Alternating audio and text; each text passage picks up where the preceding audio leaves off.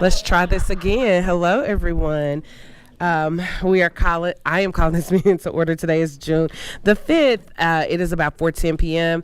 And hopefully this is our final work session for the fiscal year 25 budget. I just want to start by thanking finance, especially Aaron and his team, for all of the work that they have done. And they have just been so diligent in working on this budget. So thank you. And thank you to all of the council staff and everyone from the administration and everyone that has worked so hard, and all of the council members that have been so vested in this process. And also thank you to the members of the community that came out last night and spoke about their wish list items.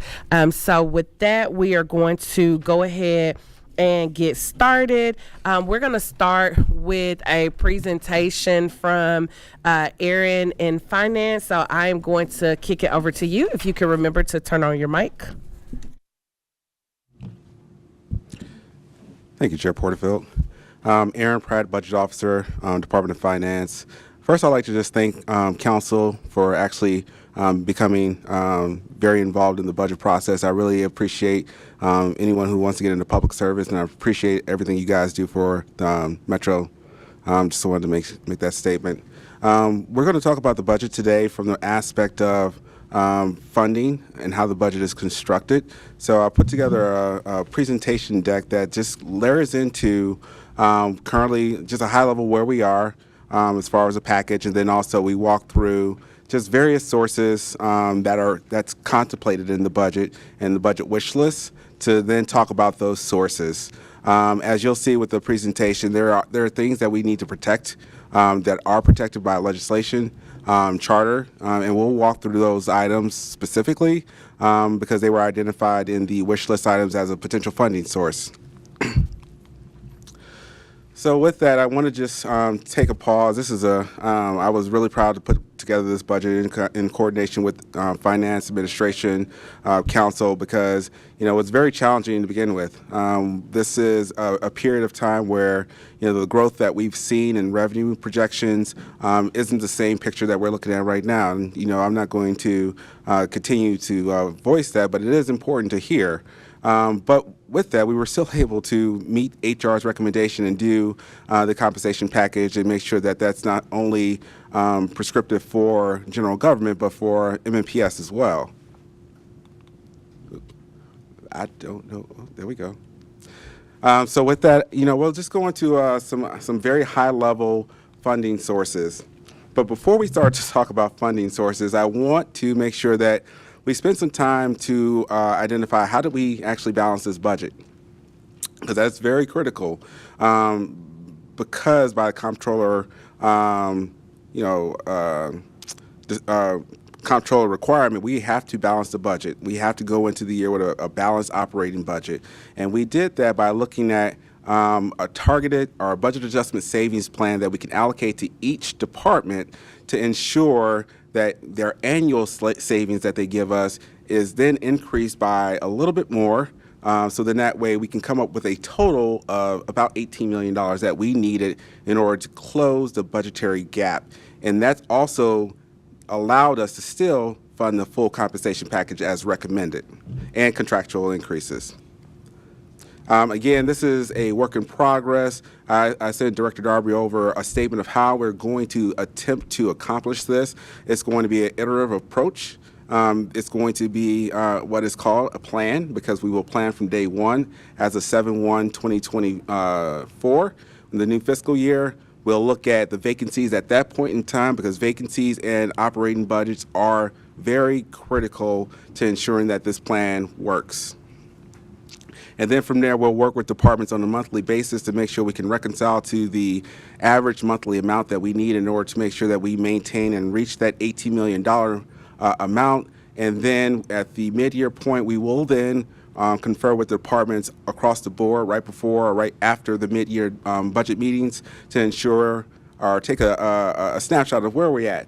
Do we think we'll get there? Do we need to make any more corrective actions? Are we ahead of the game, which is what I'm hoping. And with that, I just wanted to make sure that we provided an example. What are we talking about when we talked about this budget adjusted savings plan in partnership with what we're seeing on the wish list? So just as a brief example, if we take a large department because large departments are where we will generate probably the most amount of that budget adjustment savings plan. They just have larger budgets. Smaller departments don't have that much budget, probably don't have that much attrition or turnover. So we'll have to really work with those departments to make sure that they can actually obtain the projection in the plan. But the annual budget for a $100 million large department, and if we burden them by 1.41% of the target, that means that we are identifying $1.4 million to be budgeted in savings over the course of the fiscal year, broken down by 12 months. Now let's say we reduce that department by $15 million. If we reduce that department by $15 million, their new target is $85 million, or their new budget is $85 million, and they still will have a 1.41% target, and that target would change to 1.1 million, almost 1.2 million. But that's also a double impact because we've taken monies from that department, and then we still gave them a budget adjustment savings plan target.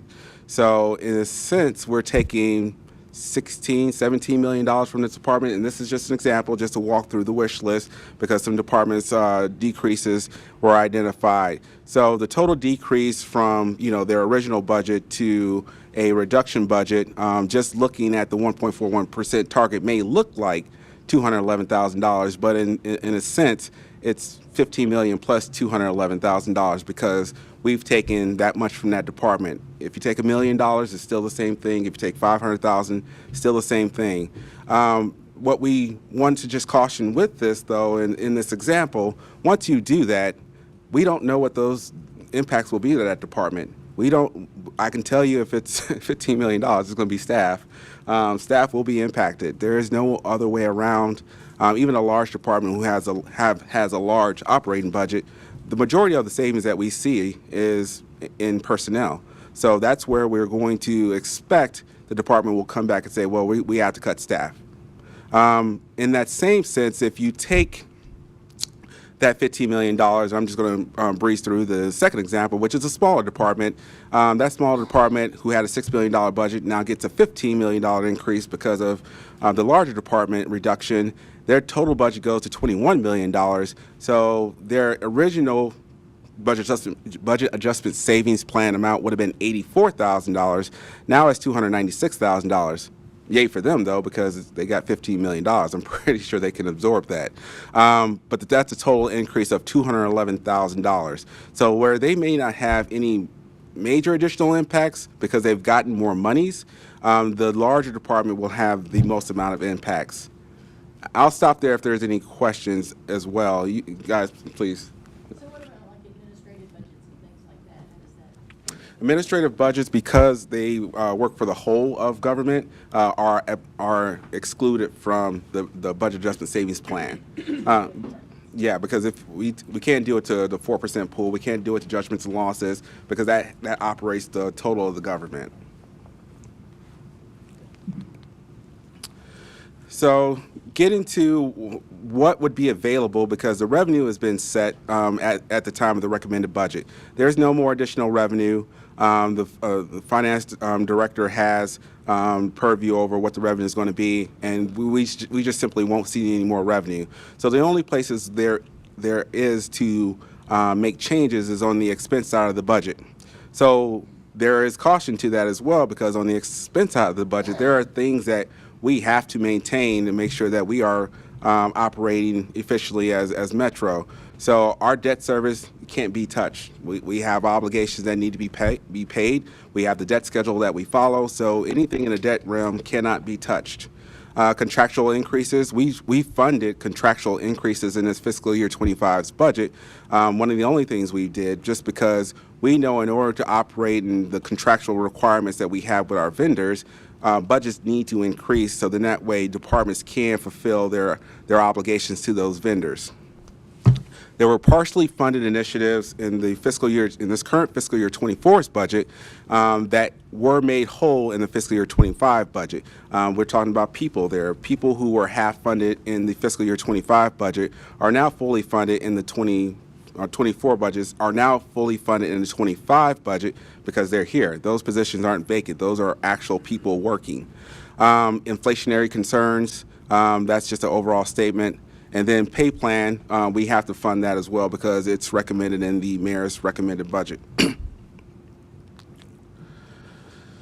So as a bridge of what we've been telling departments, and just thinking about how do we go about making sure that they can maintain their service output, maintain the great advances that they had over this course of fiscal year 24. We just said hey, focus on your prior year implementations. Departments still have some 4%, possibly have some 4% that was previously allocated to them. Maybe some CSP dollars that were previously allocated to them. But then also we still have 1 month left in fiscal year 24. Maybe they can get ahead of some things. Maybe some of the budget savings that they have in this current fiscal year they can use to put towards some items that will get them ahead or keep them on pace for fiscal year 25 with minimal impacts. There will be impacts, but minimal impacts because of the budget adjustment savings plan that we're asking them to participate in. So what does that leave us? So one of the available, if we want to say available, sources of current pool, funding pool is 4%. The requirement for 4%, currently the budget is $4 million above the requirement for the 4%. So that is, so the wish list items that identify 4% pool, those are actual valid valid requests because yes, there's up to $4 million. Now there is a requirement that we cannot go below the 4% by charter, but there is $4 million there available. Now we're going to switch to some of the identified sources that are in the wish list. And with this, there were a lot of sources identified, and this ranges from admin accounts to departments, special revenue funds, and I created this so that way we can talk about each one of these specifically because it's really important to understand. Sorry, Chair Porterfield. Excuse me one moment. Everyone, this is in the SharePoint, so I see people taking pictures. You can actually go to the SharePoint and it has been uploaded so you can see the presentation. Thank you, Mr. Pratt. My apologies. Thank you. So judgments and losses was identified as a potential source. Currently, all of the admin accounts for judgments and losses, injury on duty, we have taken those down to some of the bare minimums that have ever been historically budgeted. In working with HR and working with law, we've consulted them to say what is the minimum we can budget for these accounts and still relatively stay on target to have enough expenditures in the budget to make sure we can get through fiscal year 25. And the amounts that are currently in the budget are those amounts. So judgments and losses pays for settlements and judgments against Metropolitan government for claim cases and other legal matters that do not arise under the Tennessee Governmental Tort Liability Act. I am not a lawyer that came from legal, so I just like to read the words. Contingency accounts are kind of a misnomer. I want to just take a second to explain contingency accounts because some accounts we call contingency accounts aren't contingency. We have contingency rent account, rent account. So the contingency rent account isn't for a pool of money that we're just budgeting just in case rents go up or anything like that. That's the actual rents, the lease obligations that we do have with property owners. So all of the moves for a lot of our departments are covered in that contingency rent admin account. I think that amount is like 11 point something million dollars at this point in time. That also pays for a large portion of a contractual obligation we have with a private partner, Meharry. So that cannot be touched because those are actual obligations that we have that we cannot cover anywhere else. Now there are some contingency accounts for like utilities. That one is an actual contingency account. Now we do use that every single year. so departments may go over on some of their utility billings may come in higher than what we've actually budgeted based on economic factors. So department will ask us, like general services, we went over in our utility budget, or this building was a little bit more. Okay, or a new building that's coming online that we don't know the full utility cycle for yet. Okay, we have enough to cover that. We can take that out of the contingency utility account because we've already budgeted for that kind of stuff to happen. So that's why I want to just talk about contingency accounts, because it depends on which account we're talking about, or accounts, which will determine, is it really contingency or is that a real budget? Departmental budgets, speak for themselves. That is the balancing pin that we are balancing this balanced budget. I'm going to keep saying balance off of, just because, department budgets, we are identifying vacancies as of July 1st. We are identifying operating savings. Maybe they can work with some of their vendors, change some contract language, change some contracts, negotiate some better deals. But mostly, we're betting on that they'll have attrition. We are hoping, well, not hoping, we're encouraging them to fill their positions as necessary, but we know that attrition will happen. And that attrition amount leads to what we have annualized as a savings, like $10 million, $11 million. So that gets us more than well to our way of $18 million. So we are needing that normal operating and turnover to happen over the course of the year, and that's why we will proactively work with departments to make sure that we are tracking that, to make sure, as a Metro whole, we are on target to meet that obligation. Or advise finance director, administration, and council if there's anything that needs to be done to ensure that we close up the budget. I didn't say it before, but it's also really important to understand that this current budget revenues are a projection, point in time. Our very conservative best guess.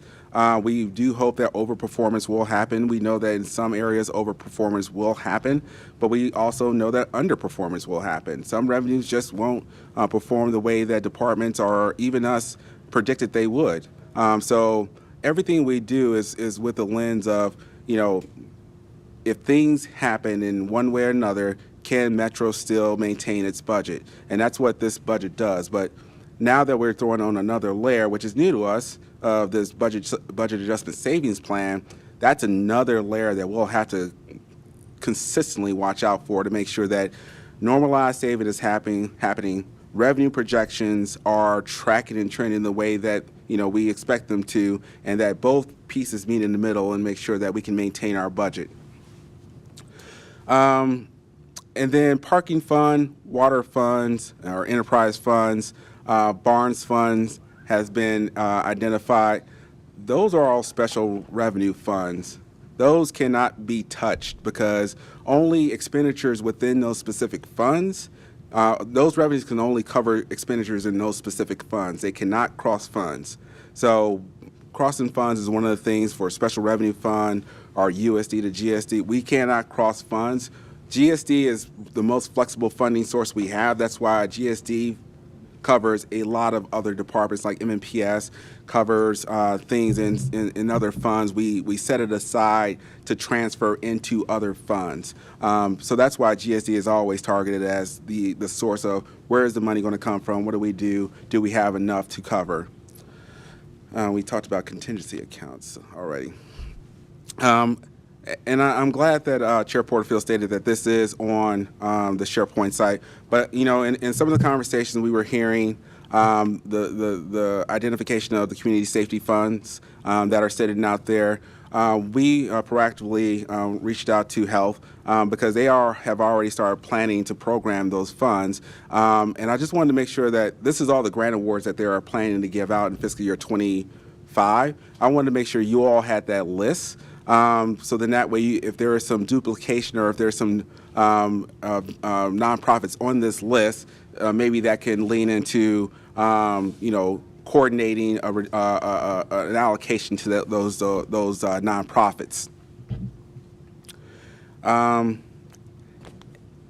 In the same sense, I know that when NDOT was giving its presentation, it was unaware that it had $1.5 million as identified in the allocation to be validated in January 1st. Bless you.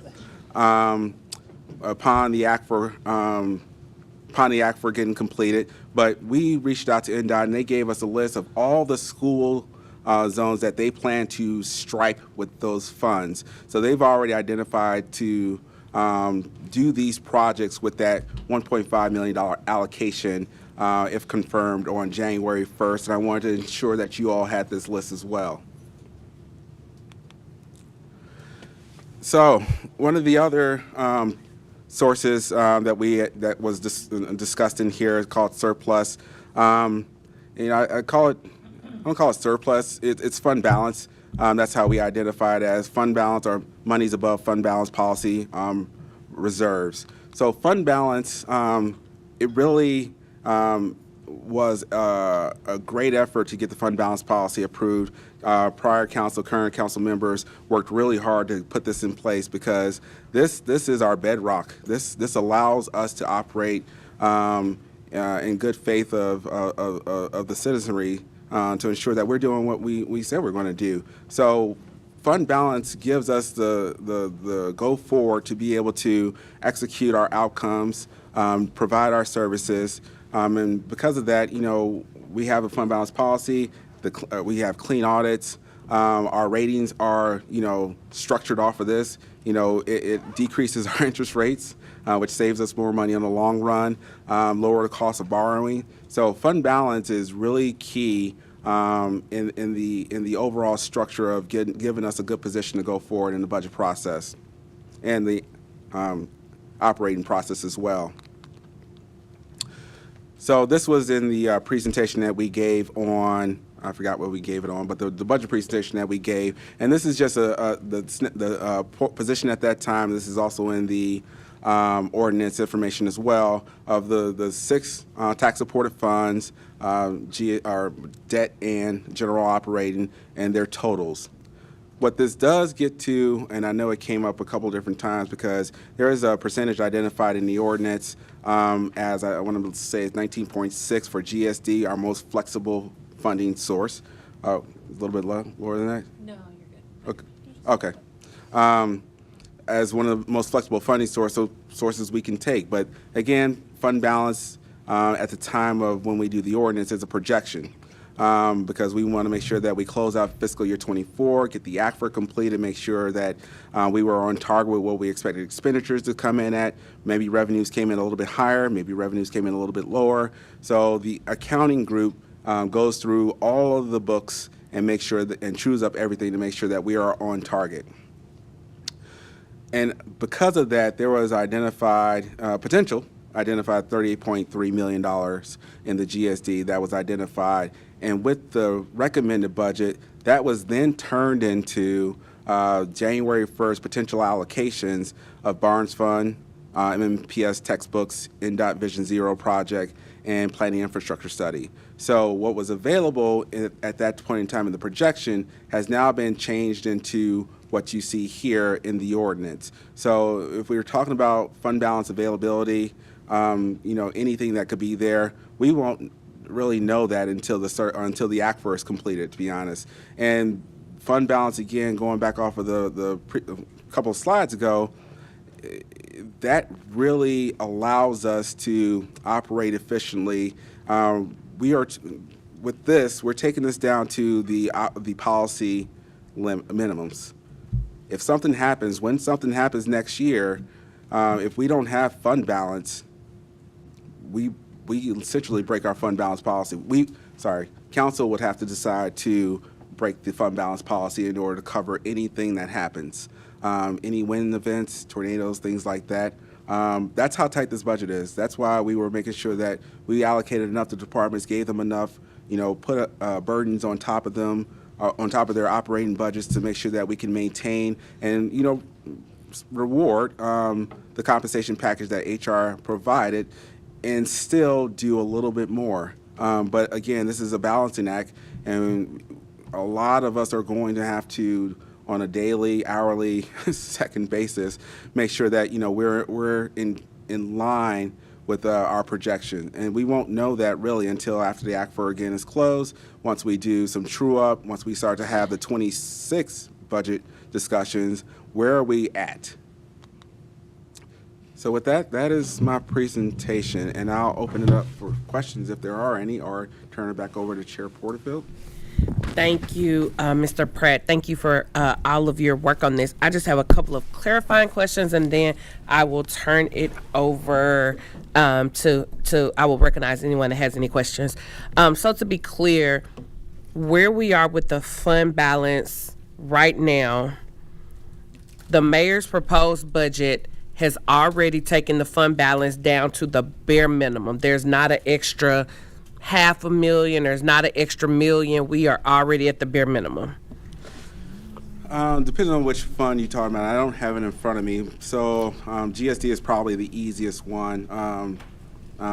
There may be a $500,000 in there, but that gives us cushion. I mean, this is all projections again. So if we did take, let's say it was a $500,000 there, if we did take that $500,000 and obligate that, again, we can't obligate it until January 1st, but if we obligated it into the budget, something happened after the ACFR was confirmed, and the finance director at that point in time allocated it out to wherever it was supposed to go. Let's say that happened in January. Let's say something happens in February, and the revenues aren't tracking the way that they were supposed to be tracking, and we're starting to show revenue projections and collections below what we estimated. We would rely on fund balance, but if we allocate that $500,000, that may have been the wiggle room we needed in order to cover without breaking fund balance policy. So in some of the funds, debt funds are used to cover debt. So I think some of those have, a balance or two, but a lot of the general funds are right at. And MNPS, I think they presented in their budget discussion as well that they have a fund balance above what their policy is, and they intend to use that because we didn't put a budget adjusted savings target on them. They put it on themselves. So they're going to use some of that funding to get through fiscal year 25. Okay, thank you. And then I had a question about, I believe this is on slide 9. When you talk about the Barnes Fund and the Barnes administration budget, is it that the Barnes Fund cannot be touched because of previous legislation like the Airbnb legislation or economic development, hotel tax? All of those things dedicate a portion of our revenue to the Barnes Fund. And right now, I believe it's my understanding that that's about 5.4 million of the 6 million that we have allocated right now. So technically, if we touched Barnes Fund money, we only have 600,000 that we could potentially touch, but the rest of it is already allocated. That is correct. It's contractually obligated for those. And each one of these, apology, I'm colorblind, but I tried to put the hyperlink of the actual legislation or the charter into these links. So though you can follow that and it'll take you to that. Okay. Thank you. And with that, I will start taking questions. We'll start with Vice Chair Toombs, if I may, and then we'll go with Council Lady Sroor, then we'll go around the table to Council Lady Benedict. And please remember to turn on the mic closest to you. All right, so I wanted to go back to the fund balance question because I'm looking at the slide and the fund balance policy slide, and those numbers are looking at these estimates are for fiscal year 24, right? For the fund balance. Yeah. Okay, and so it's saying that the projected surplus is 45 million, and then the allocation in the fiscal year 25 budget is 38 million. Yeah. And I understand it's a projection. It could be 44, 42, anywhere, 36. But the estimate as of right now, and we're in June, so is it looking like we're going to hit that 45? We just taken in because you also have to understand. Well, you guys probably know we're on a 2-month delay for Right. sales tax remittances. Right. So we are all up to April. We're still leveling off. We still project to be, for a revenue perspective, on target, but expenditures are a large portion of this as well. And because we've been identifying the departments, if you got some room to take care of some things this year, take care of it, because there won't be much capacity next year. So once total expenditures start to settle out, then we'll know, did they spend 100% of their budget? Did we get nothing back?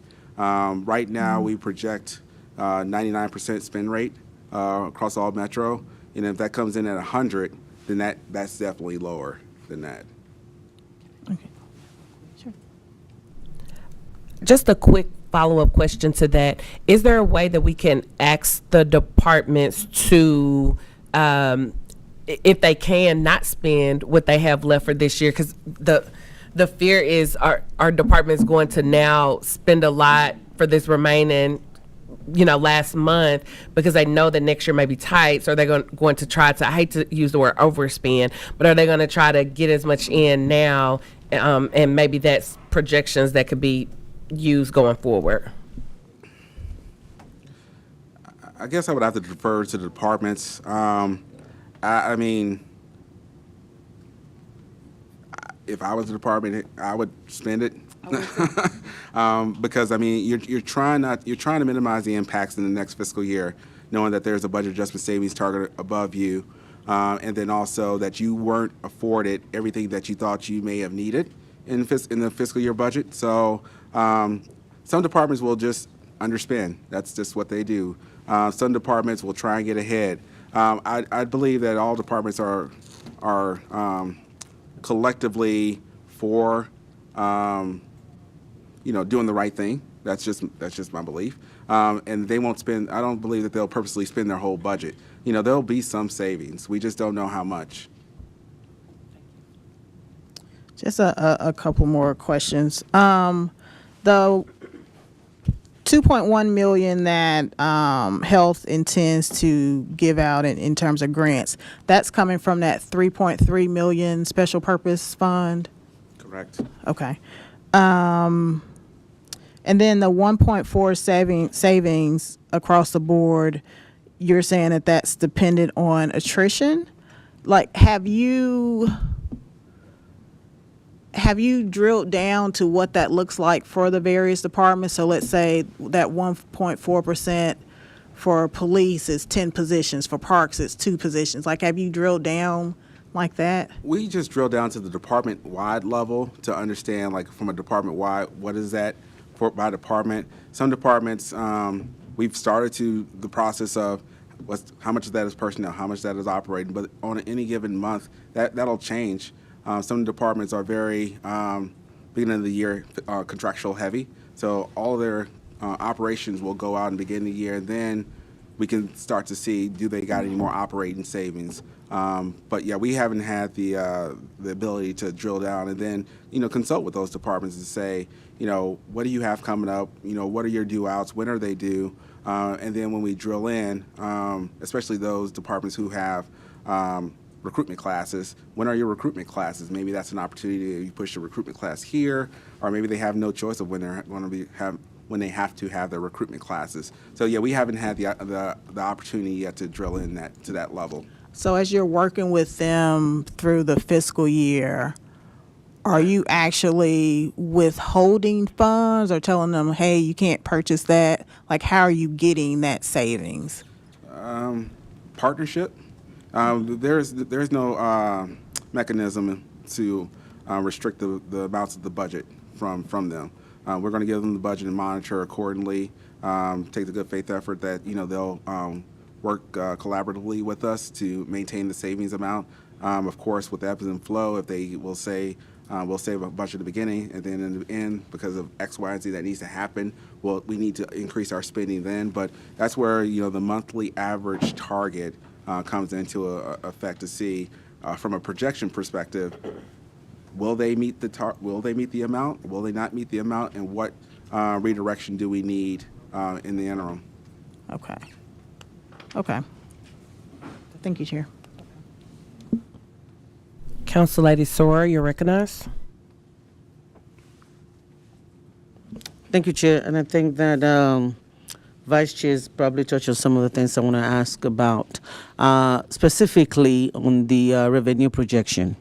I understand it's 2 months behind, but since we did the budget and we did the ordinance, we should have received some revenues in. Are those revenues in line with what we projected, or do we have any, how does that look with the actual numbers that we've received? Just like with any year, there's been some ebbs and flows of what we intended to collect versus what we actually collected. I think I would have to get the specific data to tell you in the categories that we track: property tax, local option sales tax, fees, and things like that. How are they performing? But I know that one area, codes fees, where we thought it should have tracked, and we were going to have higher projections than what we thought. We're just not seeing that. So we have to work with the department to understand what's going on in the economy, what are permits looking like. But yeah, there are areas where we're not tracking the way we thought we would track. But overall, we are still on the same trajectory to have the revenue budget we thought we should. If there's any way to get that new number, as well as getting the numbers for the last year at this same point in time, if we can have that to see at this exact point during the budget, the revenue that came in during this conversation, what does that look like? I'm so sorry. It's okay. I'm so sorry. It's all right. Sorry, I was just thinking too fast. Yeah, I think we can put that together, but I would say and preface that what we were seeing from revenues perspective last year are probably similar but different than what we are seeing for revenue perspectives this year, given federal funding and stuff from last year. We're just not seeing that this year at the same levels, or allocations that were available last year to some of the departments that are now not available.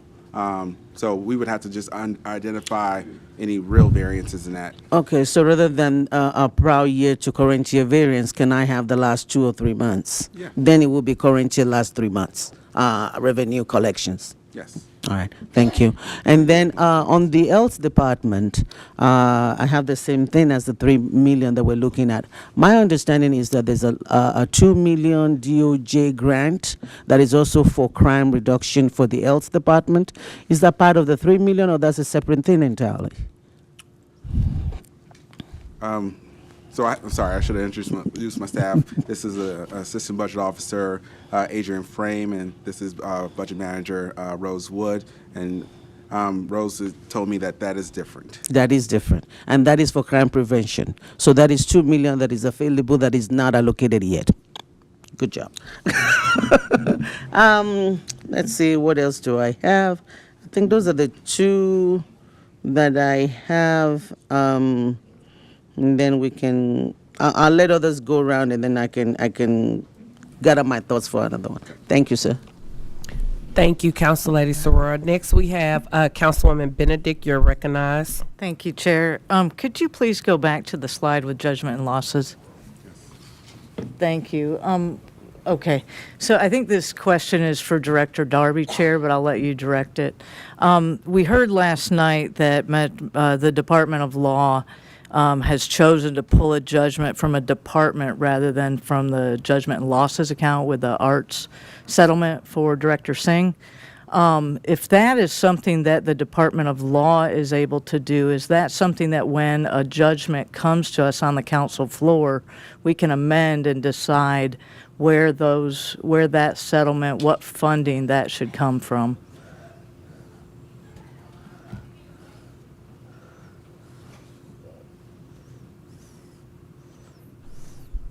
Can you hear me? Yep. Okay.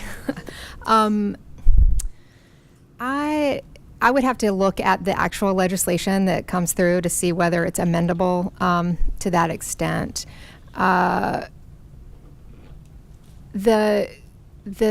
The money that was used for the settlement that was approved yesterday was from an allocation of $3 million to cover some bucket of expenses. I don't want to get too deep into that because it's a finance question, but to cover a bucket of expenses.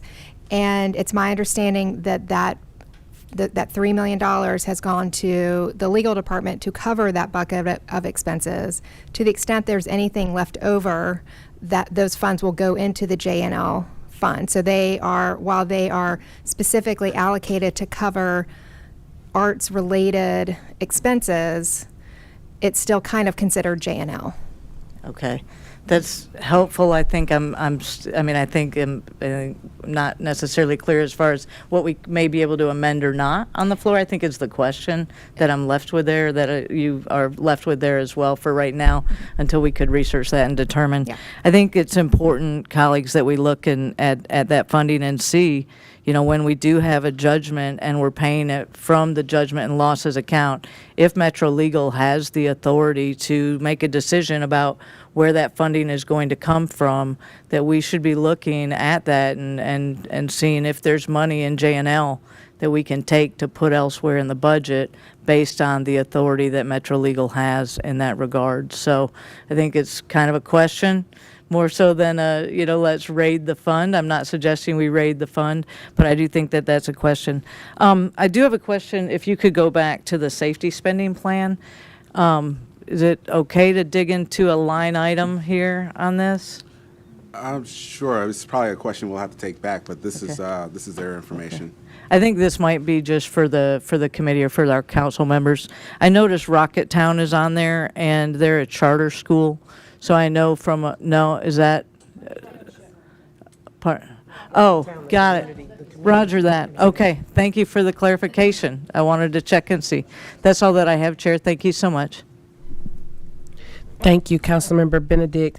And just to clarify, Mr. Pratt, judgment and losses, can you touch on that? Because that's also, in addition to settlements and judgments, isn't that also for like weather events or other things that may happen in the city?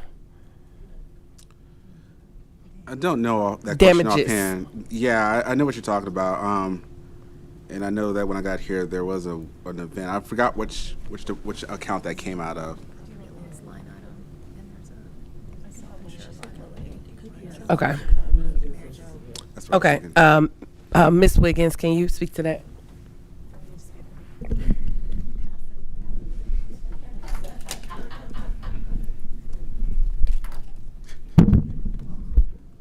Thank you, Chair. I can provide just a little bit of clarity. We have used judgment and losses for our insurance deductible. But as far as overall, when we had like the March 2020 tornado, we don't pay any of our unreimbursed claims from FEMA or TEMA aren't going to come out of that judgment and losses. The primary use for that may be, in some cases, the insurance deductible. Thank you. I'm gonna switch it. And Mr. Pratt, thank you. Sorry, y'all. They have our name on them, that's why. Mr. Pratt, how much money is in the judgment and losses fund? Not how much is in the budget this year, but how much is actually sitting in the fund right now? I don't have that offhand. I'll have to get that answer back to you. Okay. Do we have any other questions? Council Lady Gamble and then Council Lady Evans.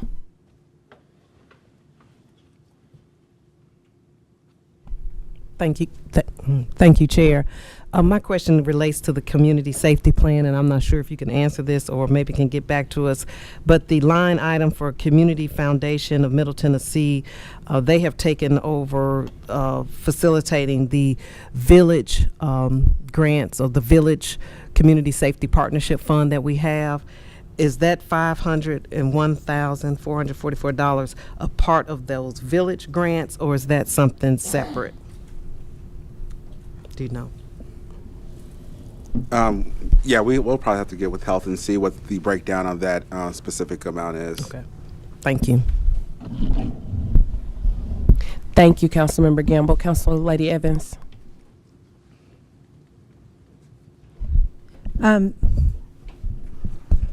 Thank you, Chair. So I was taking the Community Safety Partnership Plan graph that's in the presentation file and going back through all the legislation that we passed. So every organization that's listed, and my belief is the Community Foundation of Middle Tennessee is the village, since that's where we move the village. But everything that is listed in here, Health has listed either at the same amount or less than what we funded last term. The exception is the bottom two items, the violence prevention conference speaker and then the police department staff position. So I have emailed the health department just to ask for some clarification on those two items. Actually, the only other question that I had about this particular list is we've got Napier Sudicum, and that amount is less than what they received previously. But then Napier Antioch, I'm not sure what that designation specifically is, so I've asked about that as well. Mr. Pratt. Yeah, my staff just informed me that we just got a fact sheet from Health that we'll be able to review and then provide a little bit later. Thank you so much. So it sounds like Health may be watching. So we can go ahead and put some of these other questions out. So I would be curious, like they have Rafa Institute funded at $60,000. I know the request that we've received is about $500,000, I believe it to be. I'm interested in Friends of Mill Ridge Park. As much as I support Friends of Mill Ridge Park and appreciate all the work that they do, I'm interested in why they would be part of a community safety spending plan. So what is the community safety that the Friends of Mill Ridge Park is doing? And then also, if we could get some clarification, the Urban League is getting almost $455,000.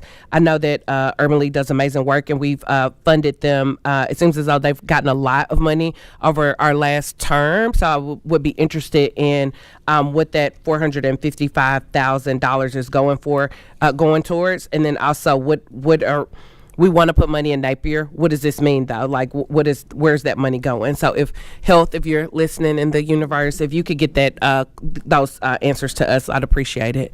Council Lady Styles, did you want to be recognized? Thank you very much, Chair. My questions were very similar. Friends of Mill Ridge, I haven't heard of it. It's, the park is in my district. I'm surprised to hear about it. And also, what is Napier Antioch? Never heard of that ever. So I look forward to hearing responses. Thank you so much, Councilmember Spain, and then Council Lady Evans. Thank you, Madam Chair. I'm curious about the 1.41% number. Did you come to that because you looked at the budget and said, okay, we need $18 million to close this, and that 1.41% is what will get us there?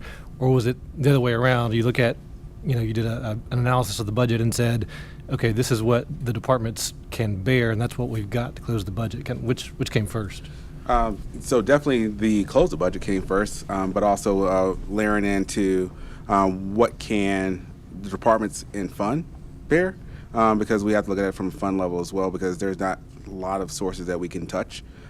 So we made sure that, and again, that's part of the analysis that we'll continue to do from the very micro level of, where is the savings usually coming from the department. But we looked at the department, looked at their savings average, and then we layered in, how feasible is a percentage, 1.41% before we presented it, to the budget is closing the gap as being structurally balanced. Did you, when you were doing that analysis, did you come up with a range of what that percentage could be, or did you go straight to that's the number? No, I wish I could. Go straight to. No, there was a range, and then as we started to understand and work with departments about what needed to be funded, what was actually a contractual obligation, what was a wish, and then some of the prior things that needed to be funded. That's where we started to really narrow in on, how much do we really need, and then also the getting to the HR recommendation of the compensation plan was another aspect that we needed to layer in. So those two things kind of pushed us in the direction of 1.41%.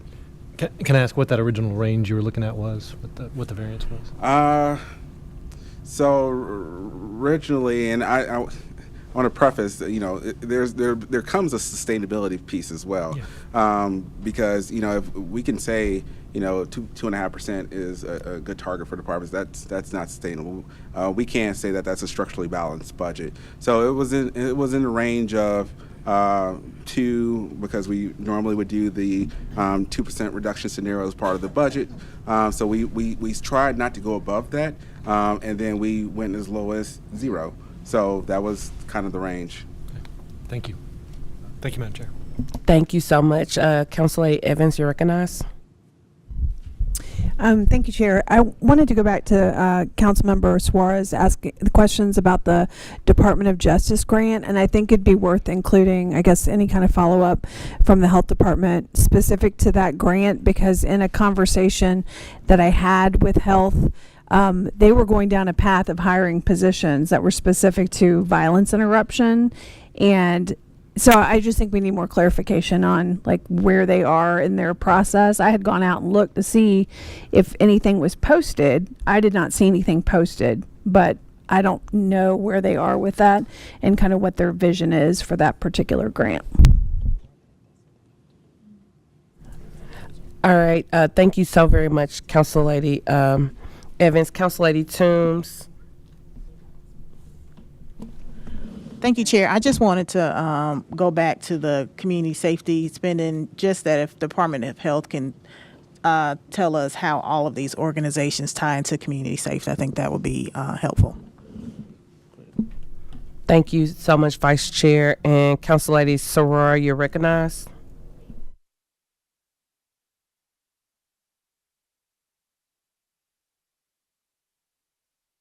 Where's OFAT?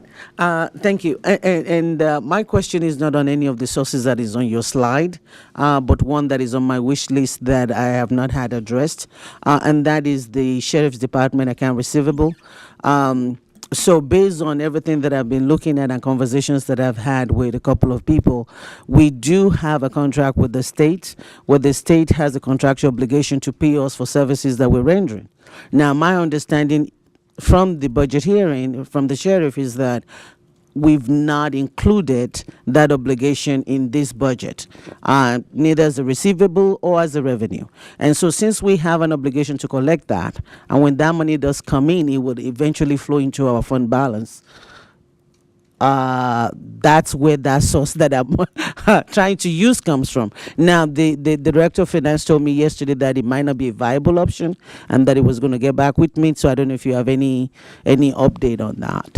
No, I don't have any update on that, and I think that we can follow up on that question. Yeah, thank you. The way that I see it is that if we have money that somebody owes us, right, and we are contractually obligated to receive, then we should be able to have it as an account receivable, and that is money that flows into the fund balance. That's money that we should have somewhere, in my opinion. And if we can use it, I would like to know what is that receivable like annually that we get from that contract. Maybe even does it come in monthly? Is it an annual thing that we get from them? If we can at least try to figure out what that is, and if we cannot use it for whatever reason, I want to know why. Thank you. Definitely, yes. We'll get you that information. Thank you, Council Lady Sora. I did want to, Council Lady Evans, I'll edge you back to the queue. I did want to acknowledge that we have Mr. Byer with MTA who's sitting in the back. He sent an email just now, so I just wanted to make sure that we got that on the record, that there was a wish list item from a council member to transfer $301,000 from an MTA account to animal care positions, and he wanted to clarify that the account is specific for RTA commuter rail operations and not for MTA, and that this is for the STAR, and if that money is taken, they will have an operating deficit to the train, and that would be addressed by a reduction of service levels. So I just wanted to make sure that that was out there, since we're discussing funding sources. That council member is not here, so I just wanted to make sure that that information was shared with everyone. Council Lady Evans, you're recognized. Thank you, Chair. I just wanted to see if Finance, when you're following up with health, kind of related to these grants, is it, I don't know what the rules are for whenever a department is kind of, sending a grant to a nonprofit, but is it appropriate for a department to have an administrative fee? And if so, how much of an administrative fee are they allowed to have?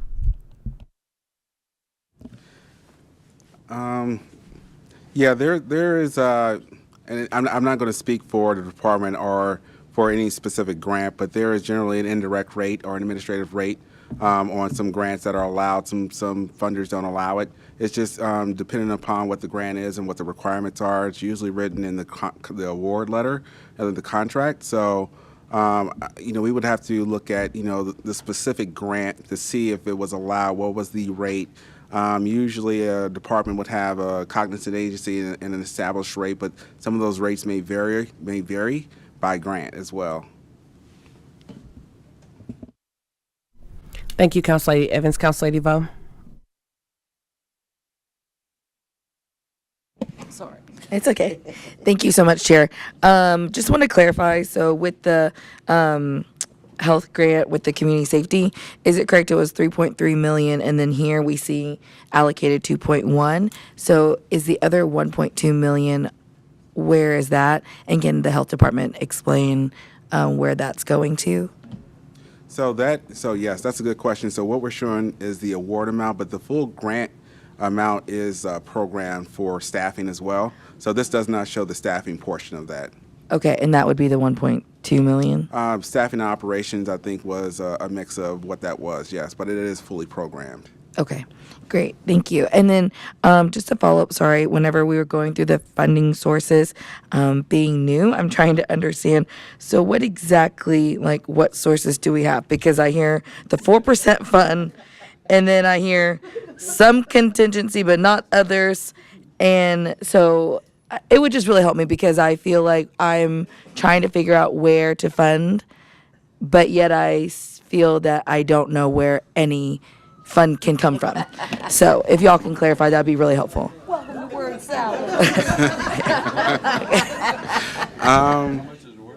Yeah, that's a great question, and I appreciate the question as well.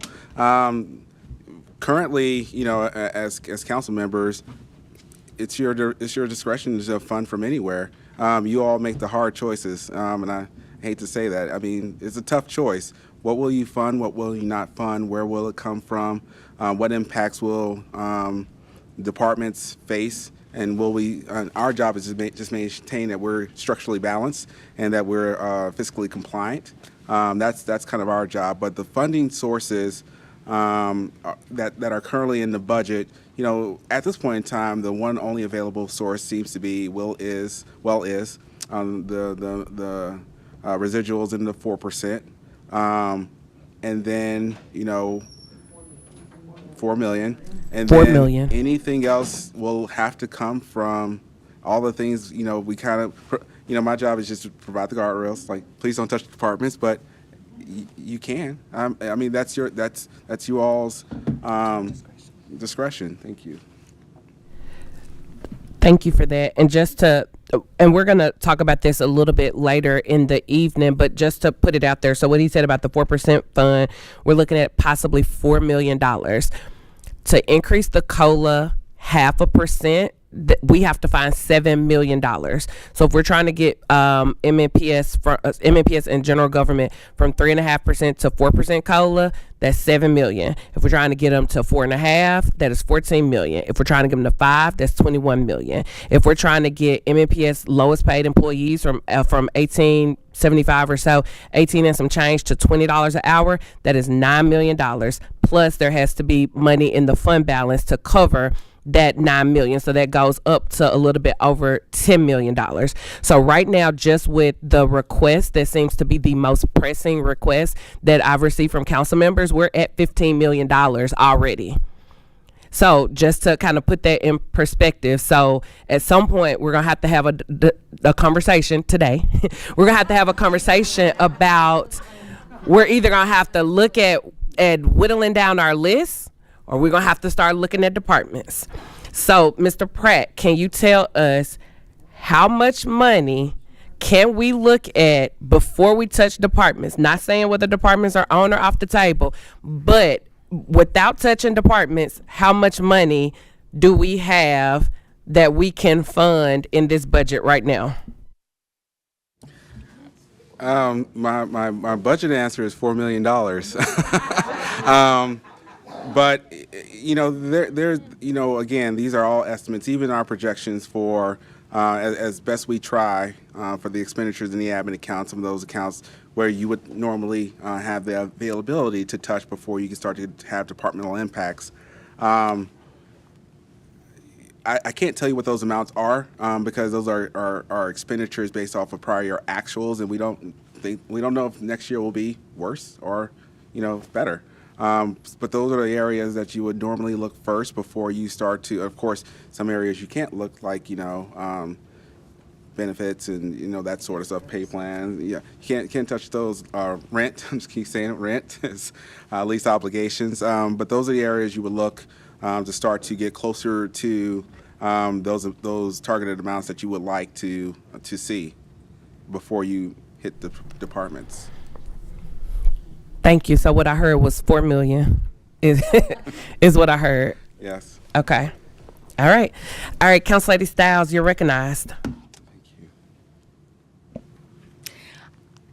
Thank you, Chair. I think my question was answered in that we may not want to touch departments, but we absolutely can if we need to.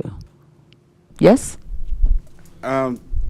Not need to, but want to, because the departments, again, we can't say what the impacts to the department is going to be, but it is to your discretion to do what you believe is best. Yes. Excellent. And to just to follow up on that, do we have the discretion to touch departments? Absolutely. It's the will of this body. So if we have 21 people that are saying we're willing to touch any department or all departments, then we have 21 people that are willing to say that we're willing to touch departments.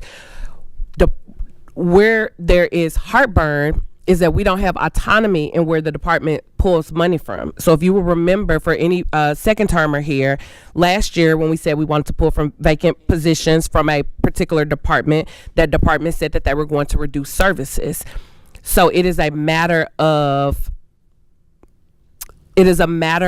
what we are willing to live with as council members. And ideally, our departments would be great partners in trying to help us to balance this budget, since compensation is a top priority for many of us, and we want to pay the workers of these said departments. So ideally, departments would work well with us and would look at everything that they could before reduction in personnel and before reduction in services. We just don't have a way to make that department pull from where we want them to pull from. So again, just putting it out there, we will get into that conversation a little bit more this evening, because this is the last shot. So we have to figure out what is the will of this body. Mr. Pratt. Thank you. And I also just want to make sure we preface as well, what we take from departments is permanent. It's a permanent cut. What we're doing with budget adjustment savings plan, and that will be restored next year in the budget process, because thankfully enough, it's a reassessment year. But if you're taking from departments to give to others or give to other things, that's a permanent cut that department will have to absorb and probably request for next year. But they'll have to absorb that in perpetuity. Thank you, Mr. Pratt. And I would like to very gently and respectfully push back on that. And I respect you so much, Mr. Pratt, and I've never pushed back on anything that you said. But it is, if it is the will of the body, let's say, to cut a department by $1 million this year, there's nothing stopping us from putting an extra $1 million back in that budget to restore them back to the level next year, assuming that those funds are available, correct? Absolutely. Okay, thank you. All right. Does anyone else have any questions on where we are up to this point? Okay. Seeing none, let's have a conversation about compensation. And then we can go through funding sources. So here's where we are with the compensation conversation. I did ask Director Hall to send this email, and you have a copy of this. There is a lot of information that has gone out that's not completely correct. I want to make sure that we have the factual information before we make any decisions, because this is a big decision that we have to make, and I want to make sure that everyone has the same information. Where we are right now, we are looking at a 3.5% COLA from the mayor's recommended budget. That is for our MNPS employees. That is for our general government. Our compensation plan is contingent upon merit. Merit also includes steps. So where we are right now with the COLA and your step, or the COLA and your open range, employees are looking at about 6.5% additional compensation. Now, there are some employees that will only get a COLA. And that would be if it's not their year for a step, and that would be if they have maxed out, if they're at the top of their pay grade. This chart on page 1 shows you an idea of who's not on the year for a step. For police, fire, and correctional officers, they get a step every year. For steps, they're 1 through 10, they get a step every year. For other entities, many of them get a step for every year for the first 4 steps, and then for steps 5 through 10 or 5 through 9 is when you get a step every other year, which means if they don't get a step this year, they got their step last year. So I know that there's some conversation about, okay, some people getting a step this year, some people didn't get a step last year. I mean, some people not getting a step this year, excuse me, but if they're not getting a step this year, it's because they got a step last year, and they will get a step again next year. There are 3,000 employees that are on this step process, and 2,550 of them will be eligible for a step this year. So it's only, I put you on my list, Council Lady Allen.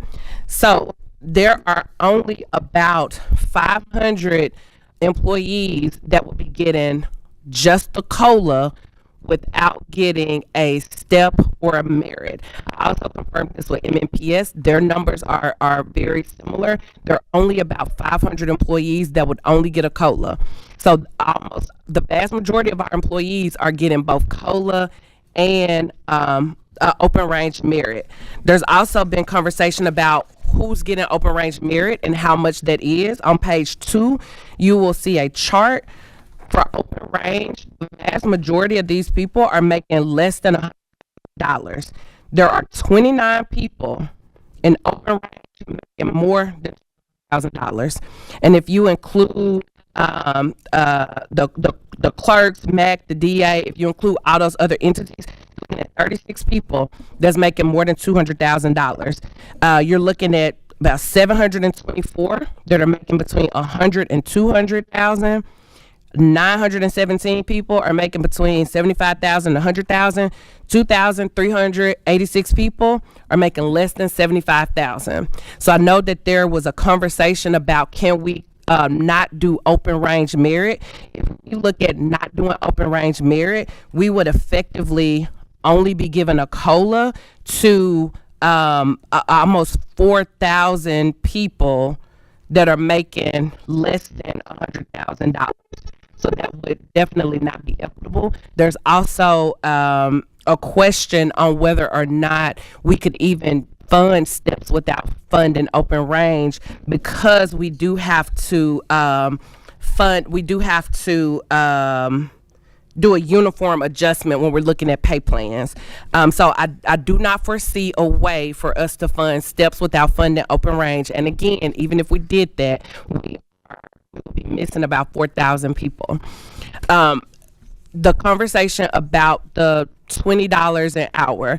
Right now, the mayor's recommended budget is giving our lowest paid workers, getting them up to $20 an hour. That's only for general government. If we get our MMPS workers up to $20 an hour, not the custodians because they are outsourced, but if we get our MMPS workers up to $20 an hour, that's getting our lowest paid people up to about $30,000 a year. That's going to cost $9 million to do that. And again, with fund balance, you're looking at closer to $10 million. But those are our lowest paid people. If we, sorry, thank you.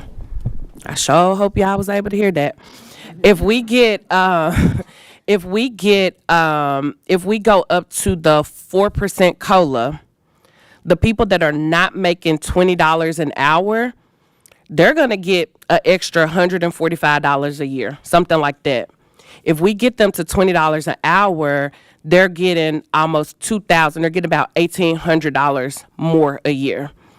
If we only do the COLA and don't do the $20 an hour, if you're making $40,000, you're getting an extra $200 a year. If you're making $100,000, you're getting an extra $500 a year. So the question then becomes, we have to make a decision between COLA, which is super important. I understand everybody wants to do more COLA, and I would love to do more COLA. And if y'all are willing to touch departments, we can gladly do a COLA and get people to $20 an hour. But if you're not willing to touch departments, we're going to have a very hard conversation about getting our lowest paid people to $20 an hour to $30,000, which is the most equitable thing to do. Or we're going to have to get the COLA up, and that is a smaller adjustment for people. And keep in mind, because I know a part of that conversation was, well, some people are only getting COLA. You got about 500 people from MMPS that's only getting COLA. You got about 500 people from general government that's only getting COLA. Everybody else is getting COLA and STEP or COLA and open range. So with that, I want to open up that conversation. I want to make sure y'all had that information. Shannon Hall has provided a lot of this information. I did speak with, and I just want to get this on the record too, I was able to speak with our wonderful new president from SEIU yesterday, Jessica, I believe Stewart, is Jessica's name Stewart? Jessica Stewart, and SEIU did, are saying that they did not have some of this information.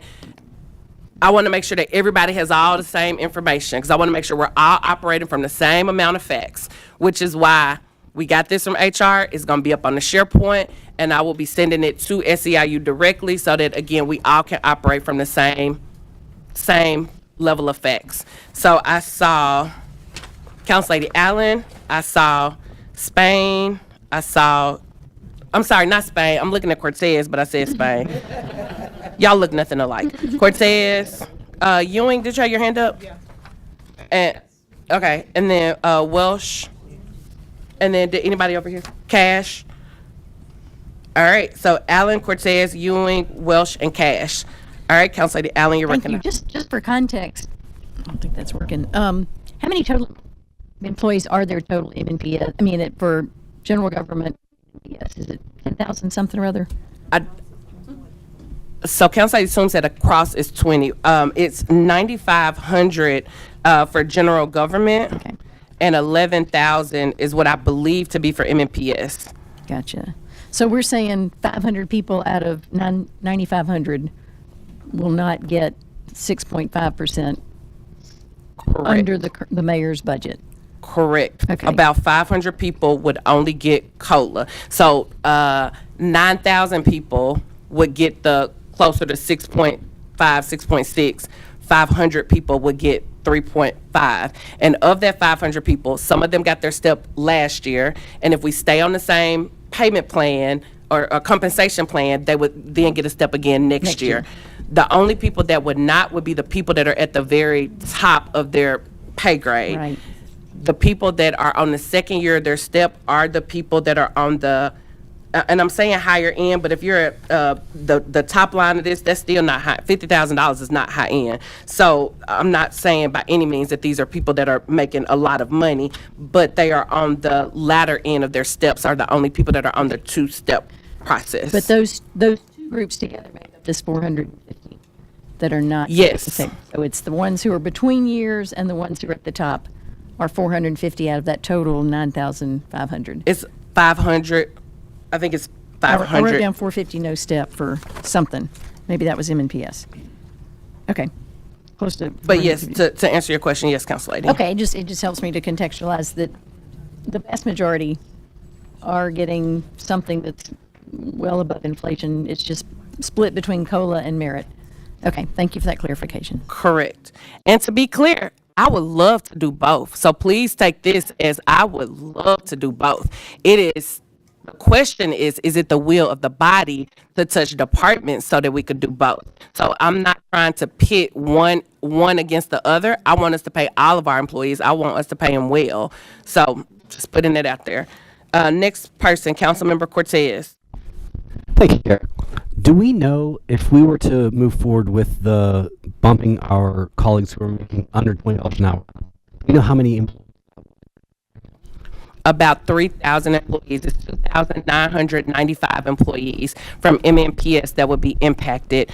That also will address compression, because if you're moving people up on the scale, if you were already making, let's say, $20.05, and you're however many years in, and somebody else gets moved up to 20, you also have to get moved up to 20. So MNPS said that the $9 million will address compression through the first 7 steps. So just around 3,000 total. 3,000 people, 2,995 people. Thank you. Council Lady Ewing, that was your question. Council Lady Welsh. I have several questions. Are the step raises for MNPS already included in the budget, the separate budget that the mayor broke out? Because I got data from Shannon Hall also that don't match your numbers in terms of what she gave me. So I'm thinking that must be the MNPS. Is that already included in the numbers that the mayor's budget put together for MNPS? Their steps are included in another pot of money? MNPS, the mayor's budget includes steps for everyone and open range merit, yes. But Shannon Hall does not do MNPS's, I mean, you have to get MNPS's numbers from MNPS. Right. But yes, steps are included for MNPS. Okay, and so when we have to be equal in terms of how we deal with everything, that includes with MNPS, even though we don't control their budget? Or No. Okay, No. so effectively, we can leave out MNPS from this discussion because they're in a separate budget and we don't control that. We could, but we did that last year, and But that's already included in their budget. what's already included? Their steps are included in that portion of the budget from the mayor that laid out their budget. Those MNPS that increase is already included in their numbers, not our Correct. numbers. Okay. Correct. Okay. So the mayor's budget gets general government up to $20 an hour. It does not get MNPS up to $20 an hour, but it does have a 3.5% COLA across the board for everyone. Okay. So for the council members that this is your first term, last year, MNPS did a 4% COLA. General government did a 6% COLA. And a lot of people were very upset because they felt that it should be the same across the board. So we did have a lot of people that were understandably upset that that did not cover. Part of that conversation was we had a year where we focused on getting our teachers, the highest paid teachers in the state of Tennessee. We had a year where we increased the pay for our support staff. And then last year was the year that we gave a bigger COLA. So part of that conversation was general government didn't get those bumps in pay in the years that MNPS did get bumps. So there were again, teachers work so hard and they deserve every dollar that we give them plus way more than we're giving them right now. So they deserve every single thing that they get plus more. But we want to, as best of our ability, we want to keep them. We don't want departments to feel like they're pitted against each other. Right. So we want to try to keep the COLA equitable across the board. Okay. Okay, so Director Hall told me that 6,000 people in Metro general government will be eligible for steps this year at a cost of $9.2 million. She also told me that 2,900 people in general government will be eligible for open range at a cost of $9.4 million. That's less than half of the amount for more money on the open range increases. So, wait, say that again? Director Hall told me that 6,000 Metro government employees are eligible for steps this year. And that cost is about $9.2 million. this is just Metro government, not MNPS. She also said that 2,900 people are eligible for step increases this year at a cost of $9.4 million. So more money for the open range increases for less than half the amount of people. And in the numbers that she just showed me, about 41% of the people who are be getting those the open range increases make above $75,000 a year. So that's just kind of a base thing. So I'm wondering if I'm sorry? I was just saying, I don't know where those numbers are because it doesn't exactly match the numbers that we have here. So Right, well, I'm thinking that she included MNPS in you. That's why you have the school system in there also. I'm just talking about general government. Has there ever been a year when we have not there were 4 years that we didn't do steps in Metro government, 2010, 11, 12, and 13. Those years, people get open range?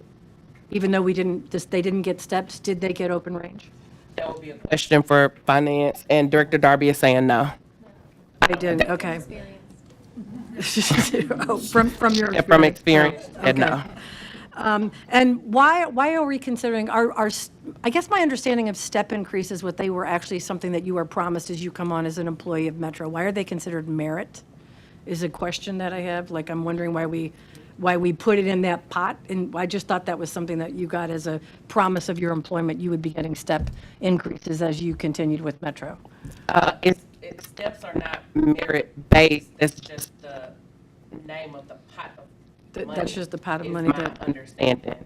But again, those are questions for Ms. Hall. Okay. She couldn't be here today. She had a prior engagement. That's why she sent this information, but that is a question that we can get from her. Okay. She also said there were 1,100 employees who were eligible for about $2.1 million in additional pay plans that they're not covered with the other stuff. I just want, because the amount of money for the open range in terms of general government is more than what is the amount for step increases in Metro government, is it possible that we do a limited open range this year? So the higher end of the spectrum here, we have a lot of people making close to $300,000. It's not very equitable, I guess, since it's a percentage increase, I guess is what I'm saying. If we did a limited open range and everyone was limited to like a 1% open range increase, how much money that would save us then that we could then direct towards steps to get more people to actually increase a percentage point that we could add to that pot? So it's 36 people that make more than $200,000. So I just want to. But there's 724 between 100 and 200 and 917 between 75,000 and 100,000. So I hear you, Councilor Wells. I know considerably more than what our people on the Okay. lower end of the scale are making. So I guess is what I'm saying. So it is my understanding that we cannot do that because we have to do the pay plan as a uniform adjustment. But again, these are questions for Director Hall, and I don't feel, I'm answering them based on my knowledge and my understanding. I don't want to be in a position where I'm defending HR because that's not my job. My job is to get us a substitute budget and to get employees paid as best as we can. So I'm not in any ways trying to defend how HR works or their interpretation of policy. I do know when speaking with some of the departments that it is the intention of some of the departments when they use their open range, they are not giving any open range to any of the higher paid, and I don't know what that cutoff is. And again, it's based on department because we heard in our department hearings that some of the directors use open range to make their pay more equitable. So some of the lower paid people are getting more money through open range because they're not giving merit increases to the 36 people that's making more than $200,000. So that's on a department by department basis, but it is my understanding that we cannot put a cap on that. And we did try something similar through the budget process last year. We tried to see if we could do that last year, and we were advised we could not do that last year. Okay. Those are my questions for right now. Thank you. Thank you. Councilmember Cash. Thank you. Is it working? Thank you, Chair. And I want to say I appreciate you keeping the discussion about getting MNPS employees to $20 an hour alive and active. It's something I worry about too. So has Chair, has MNPS actively asking for the money to get everybody to $20? MNPS has stated that compensation is one of their top goals in this plan. That is the best that I can answer that question. Okay. And I guess, and if they and or their stakeholders, employees, employee unions, like kind of suggested a preference over getting at 3.5 to 4% or getting everybody to $20. It is my understanding, and I don't want to speak on behalf of anybody else. I know we have entities here. It is my understanding that they would rather have the COLA. When I spoke with members of SEIU on yesterday, they did not have all of the information that we had. So I was told that they were not able to properly vet or poll their members because they did not have this information. Okay. Also, when we're talking about the possibility of doing both, and you've said that we will have to touch departments to do that. When we're talking about on one hand, when we're talking about touching departments, does that include MNPS? Mr. Pratt said no, that does not. Correct. That's the answer I expected. I just want to be clear that part of it is getting MNPS employees to 20, but we're not able to touch that. Now, to be fair, in the mayor's budget, getting people to 20 did touch departments because there was what was the reduction asked for? 1.4%. And so presumably departments had to take that, had to eat something worth 1.4% to make the budget work to get the metro government employees to to get them to $20 an hour. Would that be correct? So I'm going to let Mr. Pratt answer that, but based on the answers that Mr. Pratt gave today, it does not seem as though departments are being cut. It seems as though departments are being asked to not spend all of their money. Right. Would that be correct, Mr. Pratt? Or can you speak to that? Yeah, I can speak to that. So, yes, no departments are being reduced permanently. They're being asked to do what they normally do on a planned perspective with a little bit intentionality to cover an amount to fund total government. So So it's kind of like we're not cutting you, but hey, know that you need to somehow pull 1.4% of this, what we're giving you aside, or save it for a rainy day, or this year, or something like that. Is that? That is correct. So we'll do that on a monthly basis and true up and make sure that we're reaching that 1.41% amount. Gotcha. And Chair, last thing here.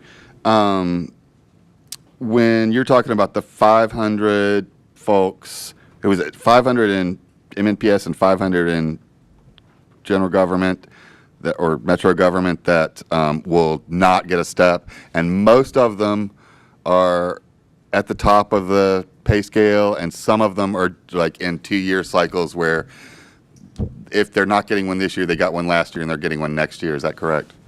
Do we know, According to Director Hall, 3,000 employees are on step plans that contain the 1 to 2 year steps, and about 2,550 will be eligible for a step this year. Great. Thank you. Yes, Councilor Sorora, and then Councilmember Coopin. Councilmember Coopin, you are recognized. Thank you, Chair. Sorry to ask for this clarification. I know it's been shared a couple times, but want to make sure. I feel like I've heard it both ways. So one of the instances sounded like it was a multi-$100 increase annually for workers, and then one of the increases was multi-$1,000. Which was which? Which was the COLA the 1,000, and then, or was it vice versa? So if we get the lowest paid people, which when I reached out to MNPS to see what their lowest paid people are making, and I'm gonna pull that email up really quickly. It was 18 and some change, 1873 or something like that. If we were to get those people that are not making $20 an hour up to $20 an hour, it's $18.72 an hour is the bottom line for their employees. If we get them up to $20 an hour, in essence, those employees are getting an additional $1,800 a year on their check. Right now, for employees that are getting COLA and STEP or COLA and open range, they are getting about an extra 6.5%, 6.7%. That's the COLA and their merit, whether that's STEP or open range. If we bump that up another 0.5%, depending on how much they make, they're getting, and I calculated it at different ranges, but if you're making $40,000, you're getting an extra $200 a year, not that going from 3.5% COLA to 4%. So I didn't calculate what their 6.5% is or what their 6.7% is. This is just if we take them up an extra 0.5%, they're gonna get an extra $200 a year. If we get to the $100,000 and we get them up 0.5%, they're getting an extra $500 a year. So for $7 million, we can do that extra 0.5% COLA and get folks effectively $200 to $500 more a year.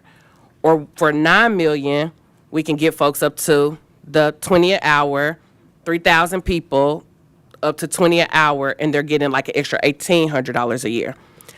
Or we can do both, and we can look at departments. So I don't want to make it a binary decision. We have all the decisions on the table before us. Thank you. Thank you. Councilmember Cortez. Thank you, Chair. Have we found enough savings up to this point to where we could fully fund the $9 million to get those people up to 20? Have we found those savings yet? Mr. Pratt? No, there's currently $4 million as a starting point.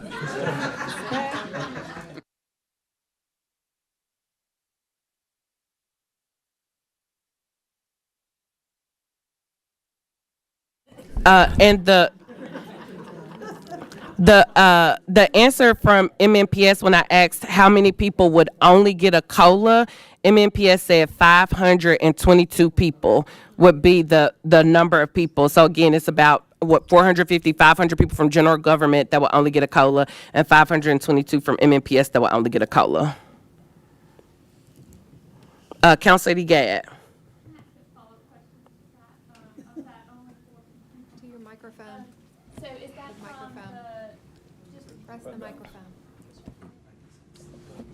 Okay, thank you. So it's, I think someone was jumping into, so that 4 million is from the fund, somebody else was. 4% pool. From the full percent pool. And so from that, just make sure I understand too what Councilman Cortez is asking on that 1.4% reduction or savings, departments looking at savings. Is that the same dollars we're talking about that goes into that fund pool when they save those, or that just sits in their department? So so the 1.4, so yeah, there's two different sources. So 4%, the $4 million is currently in the admin account that's potentially available to redistribute if the council wants to. The 1.41% that we're doing the budget adjustment savings plan sits in the department, and that's what we'll monitor on a monthly basis, and then true up at 6 months, and then look at again at the end of the year to ensure that they've achieved those savings, and it rolls back into fund balance. And can I ask another? Well, I'm going to ask another question. I'll see the chair. So on that, have there been ways that when we enact the budget for the July 1 starting period, but funds come in different times through a year in order to do those funding mechanisms, are there ways that we can, so if it's not specific to someone's pay, a COLA or a $20 an hour, but if there's any other funding that we're looking at, is there a way in our budget that we implement it 6 months out for that program to be released or started or funded? I would have to think about that question. I mean, that's a department-specific thing. What we're asking them to do is just give us information and communicate with us on a monthly basis of what their plan is. But as far as the control mechanism of when a department executes something, that's up to the department. Okay. And then, but we would have the discretion to say that, this needs to happen at this time, or a projected time for that funding, because that way we could line it up with the potential savings of that 1.4%. Yeah, I think if council wish to do that, that's an option. Okay, thank you so much. Thank you, Madam Chair. Thank you. And I have Council Lady Vo, Council Lady Sepulveda, Council Member Spain, and Council Lady Gamble. Thank you so. Oh, my apologies, Councilmember Druffel. I didn't see you. Thank you so much, Chair. Regarding the getting everyone up to $20 with MNPS, did they provide a chart that showed how they were going to address compression? Is that something we can look at or get a copy of? Yes, I have asked MNPS to provide a chart, and they will get a chart to us. Perfect. Thank you so much. Council Lady Sepulveda. Thank you, Chair. I think for me, where I sit, the COLA is important to me. The $20 an hour is also important to me. I know if we're doing both, that means that we have to start looking at departments and where to cut. My priority is the workers, and I do think that we need to start making hard decisions. And so I want to explore what that would look like if we decide to use department budgets as a funding source. So I guess my question to you, Chair, would it be where the body as a whole stands, and if the body as a whole decides that this is a route that we want to take a look at, then we would go through what each potential funding source would be, but you would need the body to express that.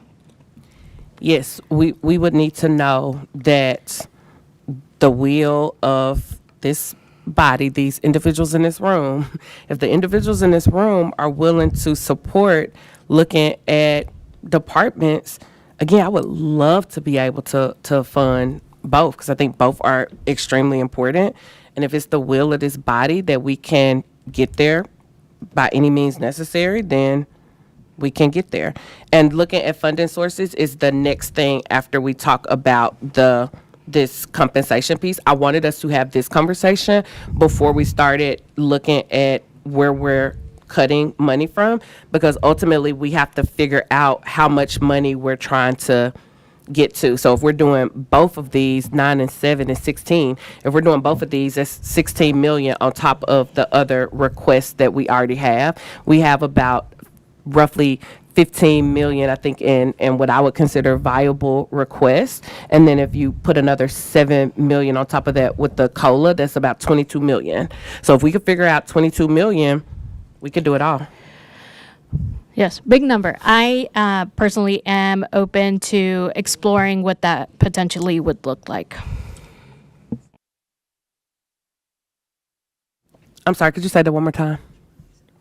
Personally, I'm open to exploring what that would look like. Thank you, Council Lady Sepulveda. Councilmember Spain. Thank you, Madam Chair. I'm back on the revenue side, so I'll wait till we get back to that discussion. Thank you. I didn't hear you. What'd you say? I said I was jumping ahead back to the revenue side, so I can wait till we get back to that conversation if you prefer. All right, Council Member Gamble. Thank you, Chair. First, I have a question. You mentioned earlier about the Barnes Fund, and I noticed a lot of the requests on our wish list, people indicated taken from the Barnes Fund, but you indicated earlier that only 500,000 was uncommitted. Is that out of the 30,000 that is proposed in this new budget? So it is, and Mr. Pratt, correct, let me know if I got this right. So it's 30 million that's proposed in the budget through various sources, and of that, 6 million is in the operating budget, and the rest of it is through surplus. So out of the 6 million that's in the operating budget, 5.4 million is already committed because of previous legislation.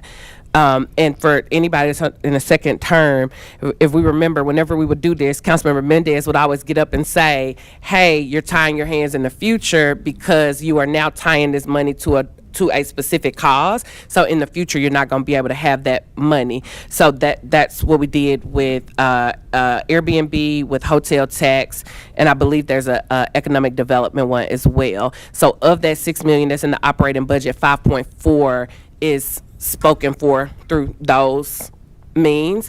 The rest of the Barnes Fund money, technically 600,000 could be moved, but then the rest of the Barnes Fund money is coming from surplus. Did I get it right, Mr. Pratt? Yeah, surplus plus there's an allocation this year that gets to the total. So a fiscal year 24 allocation, and then 2 allocations, one in the budget currently at $6 million, and the second in the budget, I forget what that number is, 16.5 in the surplus, are in the fund balance amount above policy to be distributed January 1st upon ACFR acknowledgement. Okay, so to clarify, so 16.5 million came from the surplus, went into the 30 million for the Barnes. Okay. Correct. So technically 16.5 million is not necessarily spoken for as of now, but would be allocated after January 1 if we kept it in the budget. Yes. Okay.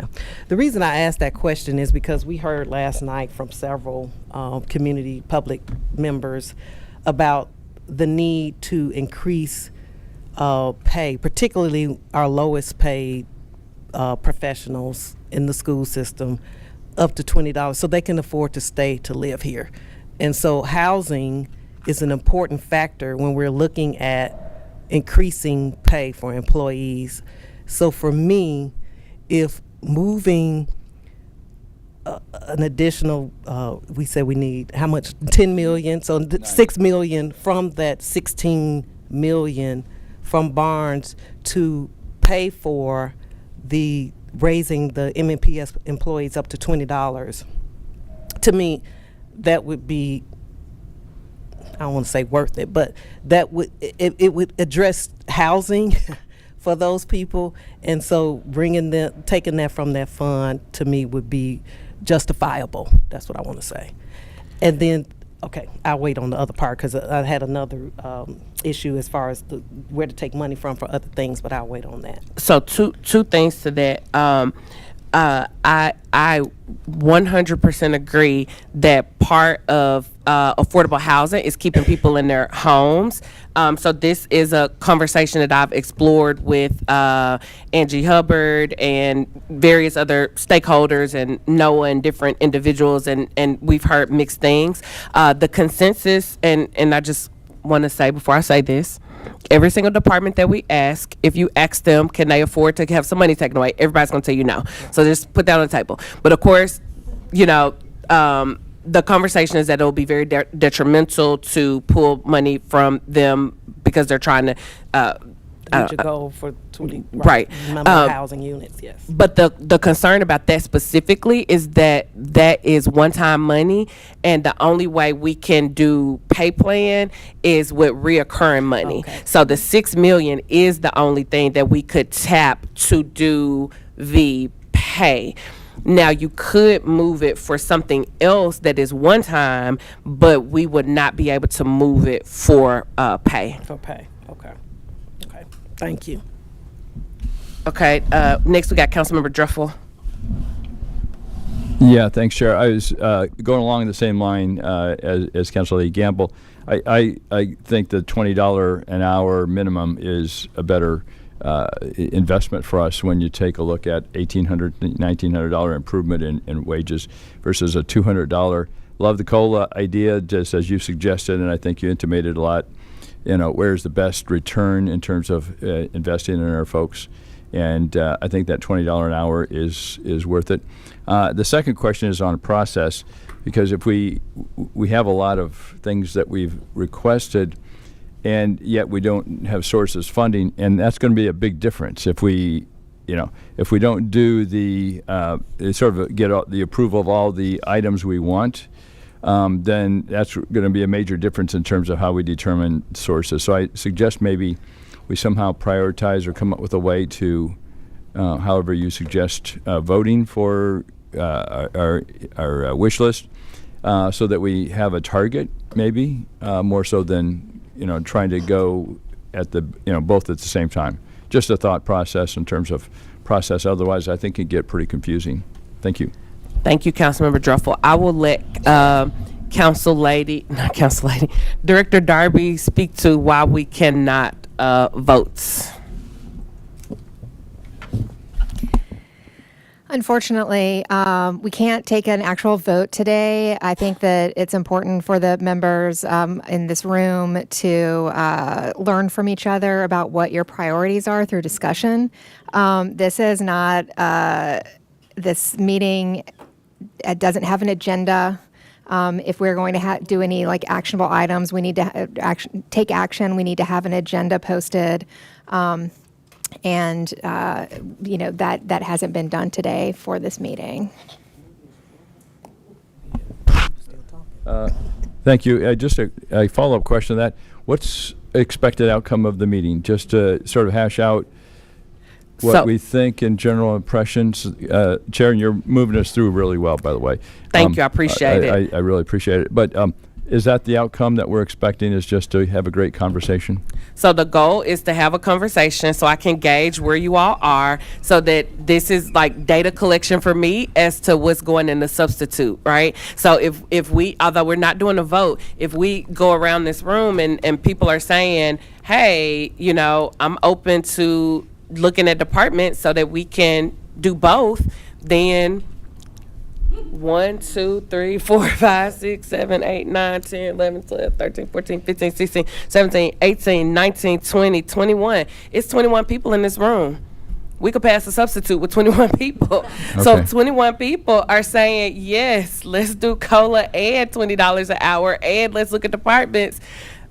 We got our answer. So the goal is to gauge the willingness of the body through conversation, so that we can kind of see where people are, so that will inform the discussions that I'm having with finance about what's going to go in that substitute. Okay. Yeah. Last comment is I like the $20 an hour, getting a minimum and have a minimum impact on departments, only because I think departments are taxed pretty well, and we're expecting greater service.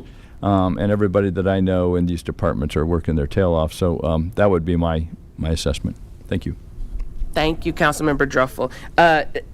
If the only way to get to employee compensation was touching departments, would you be open to that conversation if it was a small reduction? Yeah, if it was a small reduction to get to that $20 an hour, I think we do need that investment. But I also think we got to make sure that our departments don't go backwards, and that some of our investments in what we're doing. I mean, when you look at codes, police, whatever what you expect, we're expecting more. And I know our citizens are expecting more with our growth. I think it's a little difficult to ask them to do more with a significant change. Thank you so much. At this point, almost everyone is either in the queue or you have your hand raised. So what we'll do is let's just go around the room. So Council Lady Gamble, is there anything else that you want to add, since we're opening up this opportunity? Go ahead, and I'm just taking notes on what everybody's saying here. We're just going to hold this one hostage, right?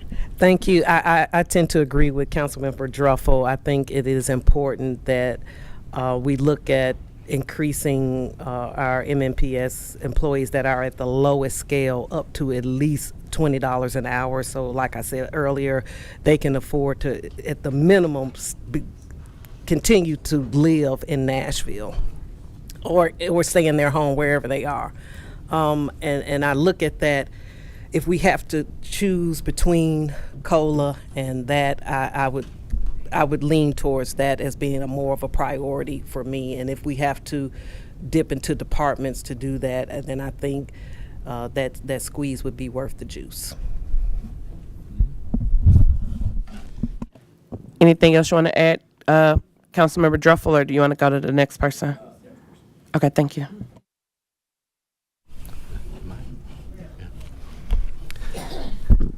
I agree with Councilman Druffel and Councilwoman Gamble. I think the $20 an hour, getting our colleagues up to that level is extremely important.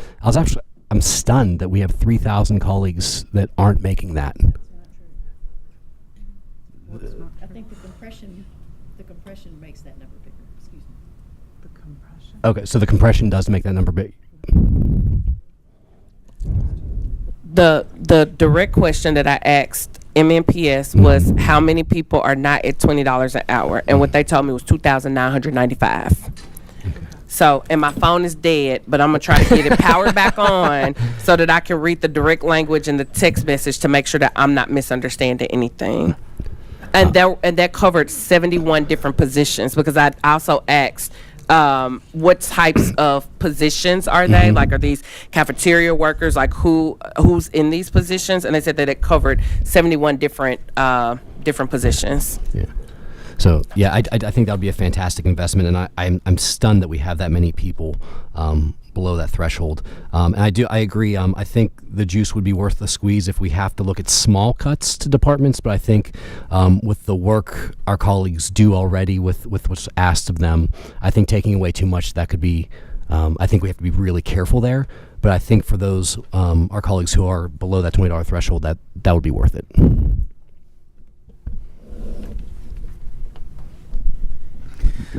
Okay, so it seems like we're just talking about degree. We're going to have to cut into the departments at any rate if we want to do one or the other or both. So I'm listening to your numbers that you got from Director Hall. It seems like a much better investment to go for the 18 and change to $20 an hour.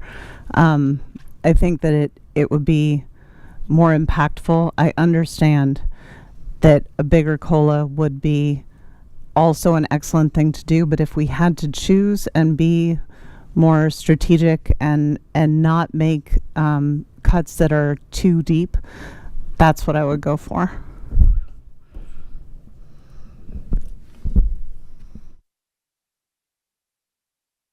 Councilmember Spain. Thank you. First, just a clarifying question back to the point you made earlier, Madam Chair, that both the $38.3 million from the GSD surplus and the $18 million from the 1.41% budget adjustment savings, that's pretty much all considered one-time money, correct? That's not something you could use for recurring expenses like payroll. That's correct. Yeah. Okay. Thanks. So based on that, I mean, it seems to me that we're talking about doing a larger amount of good for a smaller amount of people versus a smaller amount of good for a larger amount of people, and I don't know how you make that decision. Certainly, the getting MNPS to $20 an hour would be more meaningful for the folks that it benefits. So it's hard to argue against that. I think I agree with what's been said before. As much as I would love to be able to do both, I don't know how we can keep asking our departments to do more with less. So I would like to be able to do the best we can, but minimize the impacts on our departments as we do it.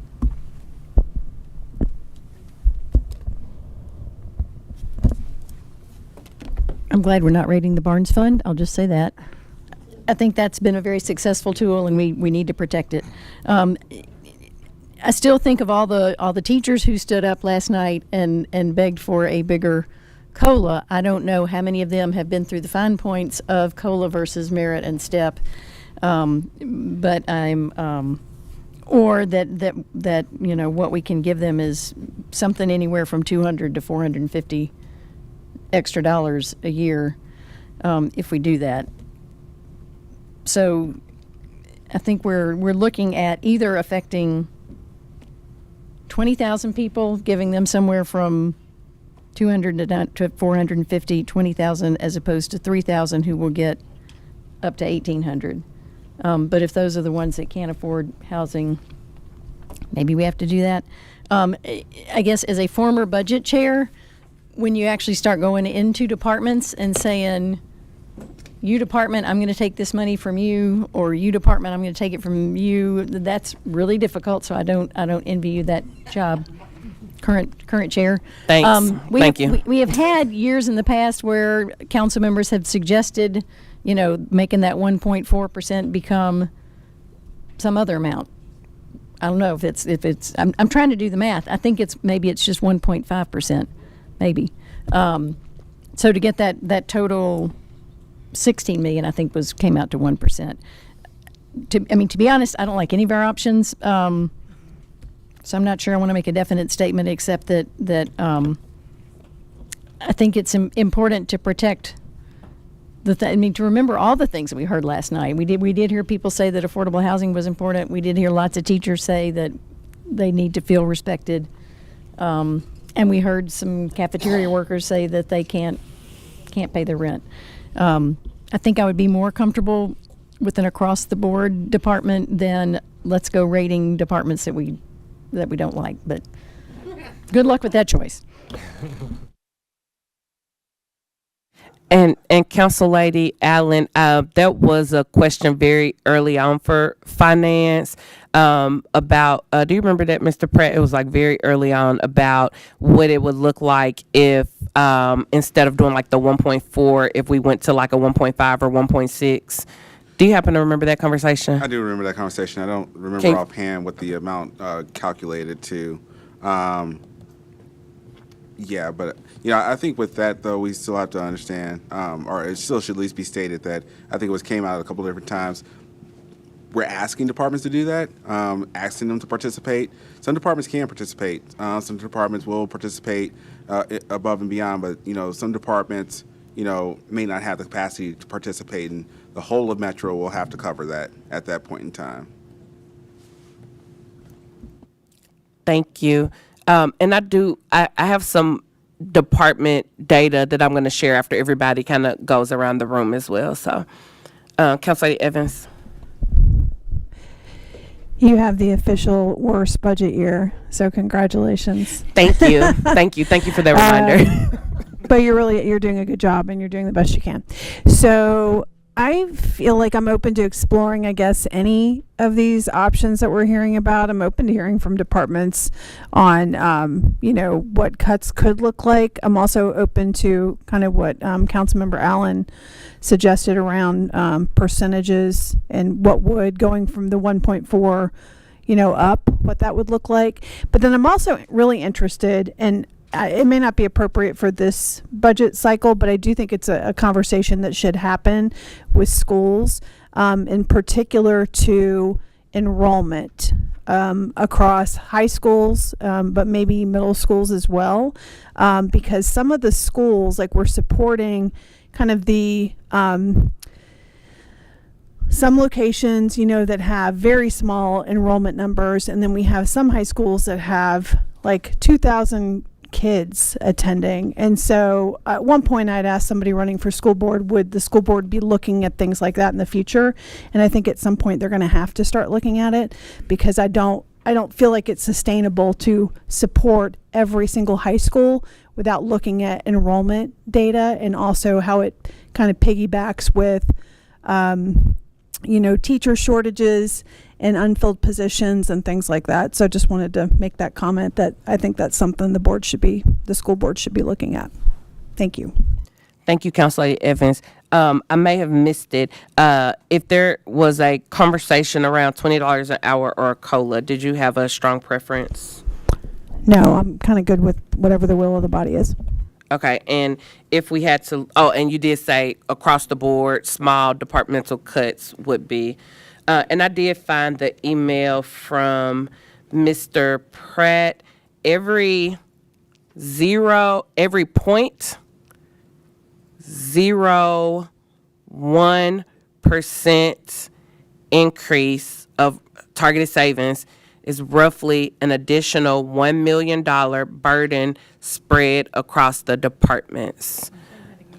Yes, every 0.01% gets us roughly an additional $1 million to spread across the departments. So I do think that we could potentially get there through targeted savings.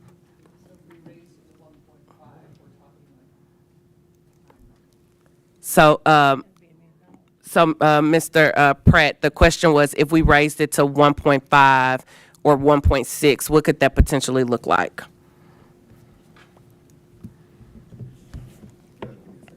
Okay, we'll come back to you. Thank you. All right, Council Lady Welsh, you're recognized. Thank you. I am not supportive of raising everyone to $20 an hour.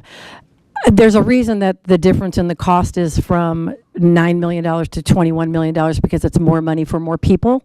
And no one last night was asking for their pay to be raised to $20. Every single person who was up there wanted a COLA to 5% because the COLA is what is important to them, to have that jump in the pay increase.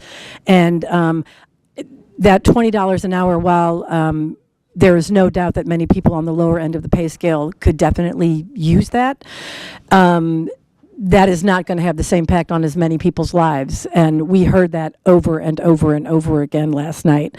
That just wasn't even something mentioned. I believe that if there's only 2,900 people who aren't making that much, most people are already at that level, and at the general level, we're raising that on the mayor's budget to $20 anyway. I just think that what people ask for very, very clearly and consistently and with passion and with intent was a COLA of 5%, because that is the thing that they feel like is going to have the greatest impact on their life.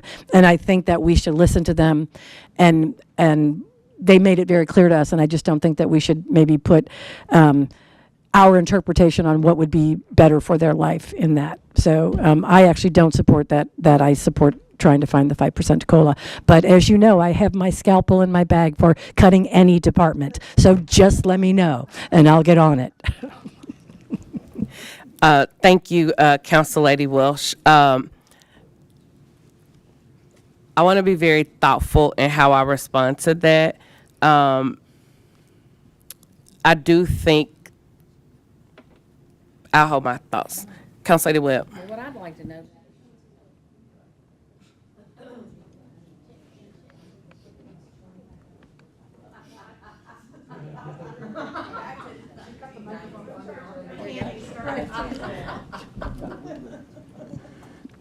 Well, now after listening to everybody, I'm sort of torn here, but she does bring up a valid point that most of the people that came in there and spoke last night spoke of the COLA.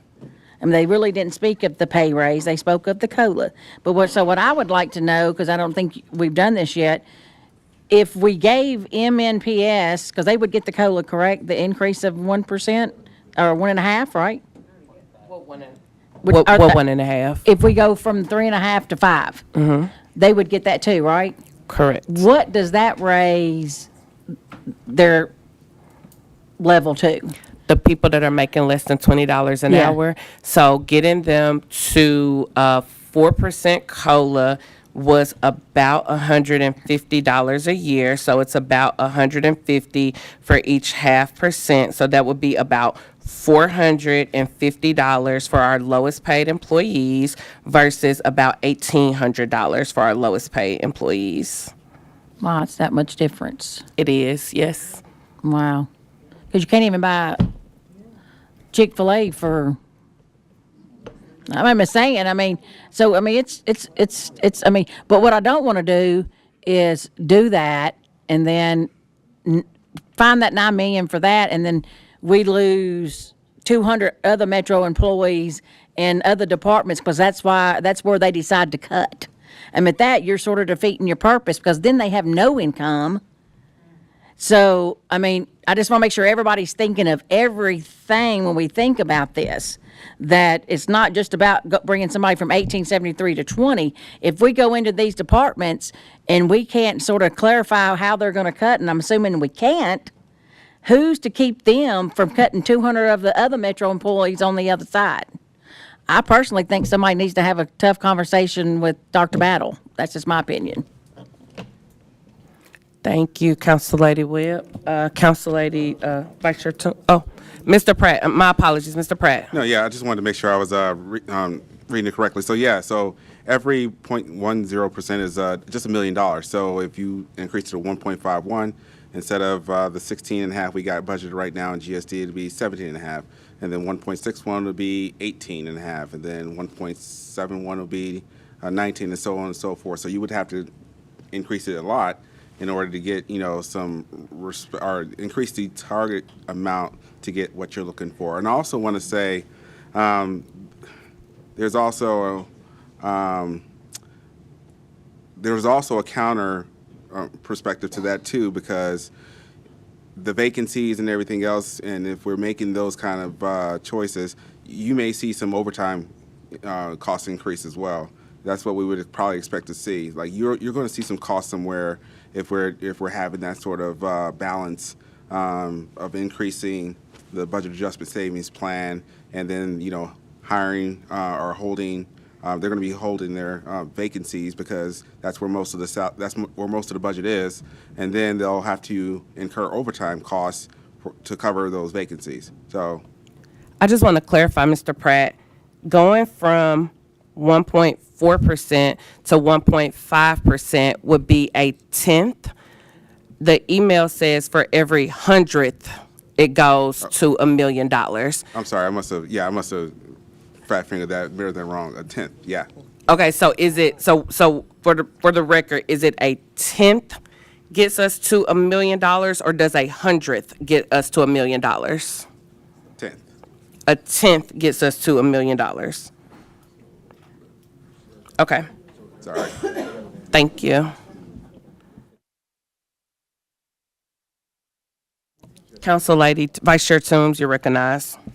All right, so we had this conversation last budget cycle about vacant positions, and if a department is providing a current level of services and they have 30 vacancies, those are not people. So if you cut 10 non-existent people, they're still providing the same level of services. And I felt last fiscal year that it was disingenuous for departments to say that they would cut services. You're already providing the services with these non-existent people. I just don't understand it. I do understand that when you are understaffed, that some people have to work overtime. I know that's the case for MMPD. So that's why if someone has 100 vacancies, I'm not advocating take their 100 vacancies. But look at the department and realistically look at what services they can provide and what is a realistic cut. So I'm open to cutting departments, and I understand that we can't dictate, well, this is 10 vacancies, but I would hope that that we're all in this together, and that every department will want to maintain their current level of services. So, Chair, I'm very open to looking at cutting departments. And I will want to point out too that we do have a working group that's looking at vacancies and whether or not departments are optimizing their staffing, so that we aren't having departments that are carrying hundreds of vacancies year after year. Unfortunately, that working group didn't get started early enough for this budget season, but definitely for next budget season, we should have a whole lot more data. But I think that it's totally appropriate to do some level of cuts to departments. And ideally, we could do both the COLA and the $20 an hour. That's ideal, but I don't know what that looks like in terms of making additional cuts to departments. So if I had to choose, I would go with the $20 an hour because it impacts more significantly a larger number of people. It's a larger impact. But ideally, we can do both of those things, and I am open to looking at doing a cut. A cut to departments. And I want to caution us to distinguish between equity and equality. Equality is when you're just doing the same thing for everybody across the board. Equity is when you're putting the resources where they are needed the most. So as we are going forward and allocating money, particularly when we're talking about COLA versus the $20 an hour for folks who are not making that much money, we really need to be focused on equity, not equality. Thank you, Vice Chair Toombs. Council Lady Soror. I wish we have the money. It will make it a whole lot easy. But I am open to looking at departments, and I will leave the calculation to finance and Madam Budget Chair. I think a cut across board sounds great. My only thing is that the department that may not be able to absorb that, so you might want to prorate how you take from department as well. And so telling this department that hasn't had a budget adjustment like MHRC in like 4 or 5 years that are still looking for things, and then we want to increase the cut, I think that would not be fair as well. So and I'll leave the decision in terms of how that is done, again, to finance and to Madam Chair in terms of where can we do this and how do we do this. Same thing with the vacancies. I have the same position as Madam Vice Chair. We've been talking about vacancy aging report for a long time, and if you are carrying the same vacancy for the last 3-4 years, then especially in a year where things is tough, I want everybody to realize that we're talking about now. Hopefully next year we can put things back. In 2019, 2020, it felt like the whole county was going to shut down when the comptroller came, that it looked as we couldn't pay our bills, and I mean it looks as everything is just good. And then the next year we had money in the budget to allocate. So this is now we have a crisis and we have to make tough decision to fix it, and then next year we'll make things whole again. So this is not a permanent thing. I want to put that out there. And then the last thing that I wanted to say is this: if I have a choice, I want to do both. If I don't, then I'm going to do the $20 an hour. And let me say this. I know a lot was said about people that were not here, or something that was not said yesterday. When we talk about equity, we talk about who is not at the table. Because somebody is not here does not mean that we don't speak for them. They are our constituents. Maybe they didn't even have the money to get on the bus to get here. Does that mean their voices is left out? We shouldn't do that. As an at-large person, I represent everybody. And when I look at the math, when I look at the calculation, when I look at the impact, $200 to somebody, to $1,800 to another person. If I have to choose, then I go to the person that needs it the most, especially in a time of crisis. Hopefully, we won't have to choose. Maybe Mr. Pratt will find all the money. Maybe the revenue will come in and we'll be surprised. I don't know. And so hopefully we don't have to pick. But if we have to, we're here to make the tough choices. Some of the people that won the COLA are my very good friends. And I hate to say no to them because I know they're working hard for their people. But I have to look across board at everybody that we serve. And making $18 in Nashville is really tough. And so let's see if we can help those people if we have to choose. Thank you. Thank you. Councilmember Harrell, you're recognized. I mean, I've heard everything that my fellow colleagues have said. Last night, we did hear a lot. Everyone saying they wanted the 5% COLA, but also I understand, the component of equity. I would like to do both. So if that means we have to make some cuts, then as Councilmember Sorrell said, this isn't permanent. This is a tough year. We all know that this is a flat budget year. So let's do what we have to do to make sure that it's equitable. Thank you. Councilor Sepulveda, you're recognized. Thank you, Chair. I pretty much already gave my opinion, but I believe we need to look at potentially cutting the budgets of some of the departments. I agree with Councilmember Suarez. We can't just cut across the board. Several of these departments have not seen an increase in their budget in a long time. I think it's important to remember, as we're talking about potentially cutting department budgets, that a lot of the workers for Metro and for MMPS are also our constituents, right? And so when we're talking about cutting services potentially, I think they understand that they are also a part of this county. And in order for them to do their work properly, we want to make sure that we pay them fairly. And so I would like to do both. I think that we should also expand the scope and not just look at unfilled positions, But serving on the ARP committee, some of these departments just received new equipment, right? And they're potentially asking for more new equipment when they were just funded some. I think we need to take a hard look at every possibility. Thank you, Council Lady Sepulveda. Council Lady Stiles. Thank you, Chair. I'm going to be to the point. I'm in support of both. I do think that it's important to address the COLA. We do need to address people that aren't making even $20 an hour. To Councilmember Zuara's point, we do need to look at departments and figure out who makes sense. Metro Arts, Metro Human Rights Commission, they don't relations, they haven't been touched. And every year they give a request and we just kind of glance it over. So departments that have not been touched, haven't gotten an increase, we need to take them off the list. But we can pillage health and other departments and, figure out where we can get money from. I think that's fair, but we need to make sure that our workers are taken care of. Thank you very much, Chair.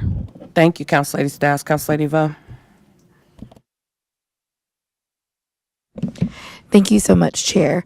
I appreciate everything and all the feedback my colleagues have shared. I think that, yes, in a perfect world where all of our wishes come true, I would like to fund the both, getting employees to $20 as well as the 5.5% COLA. A couple things I know we can't address it for this year, but one thing I think when we sit around this table and we have to think about having to do the most with the least, I think we have to look at other examples too.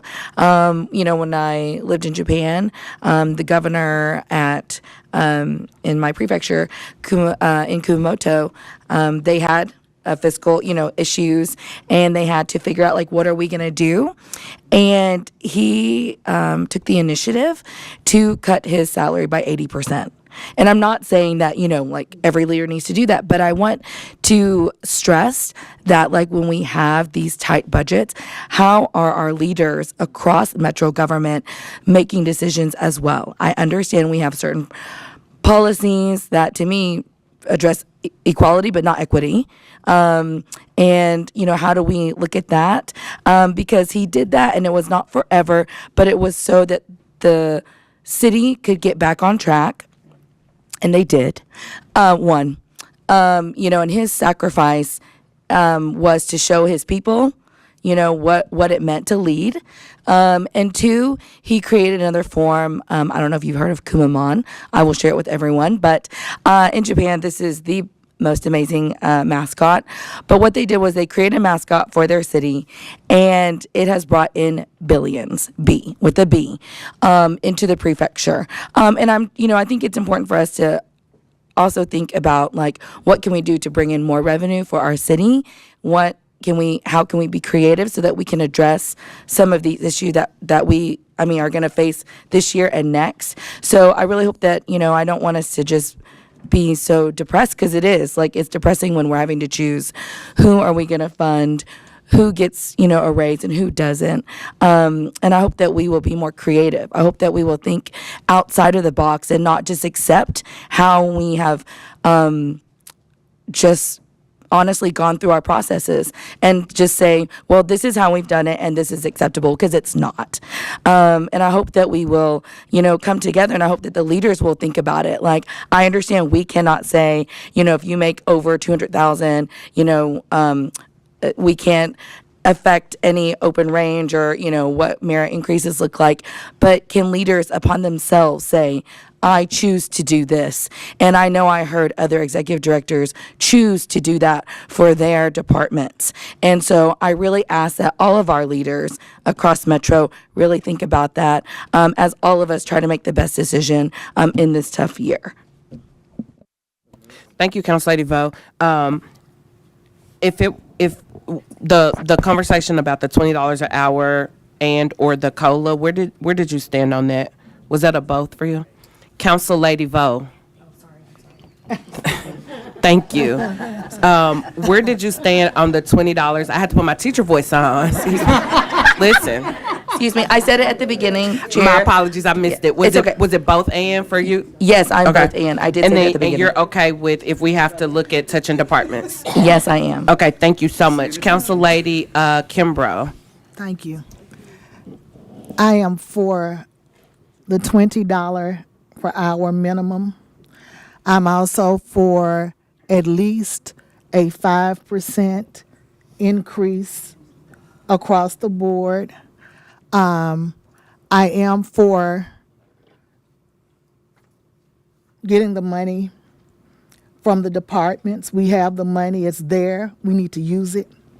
And I don't think each department, it should be across the board. I don't think it should be everybody this or everybody that. I think we just need to do what we need to do. But I am for the $20 minimum, and I'm for at least a 5% across the board COLA. Thank you, Council Lady. Councilmember Cooper. Thank you, Chair, and I echo the previous sentiments that I don't envy your position, but appreciate your leadership and hard work here, and appreciate each and every person here doing the hard work to make these really, really tough decisions. It's not an easy spot to be in, but appreciate all of y'all and your leadership.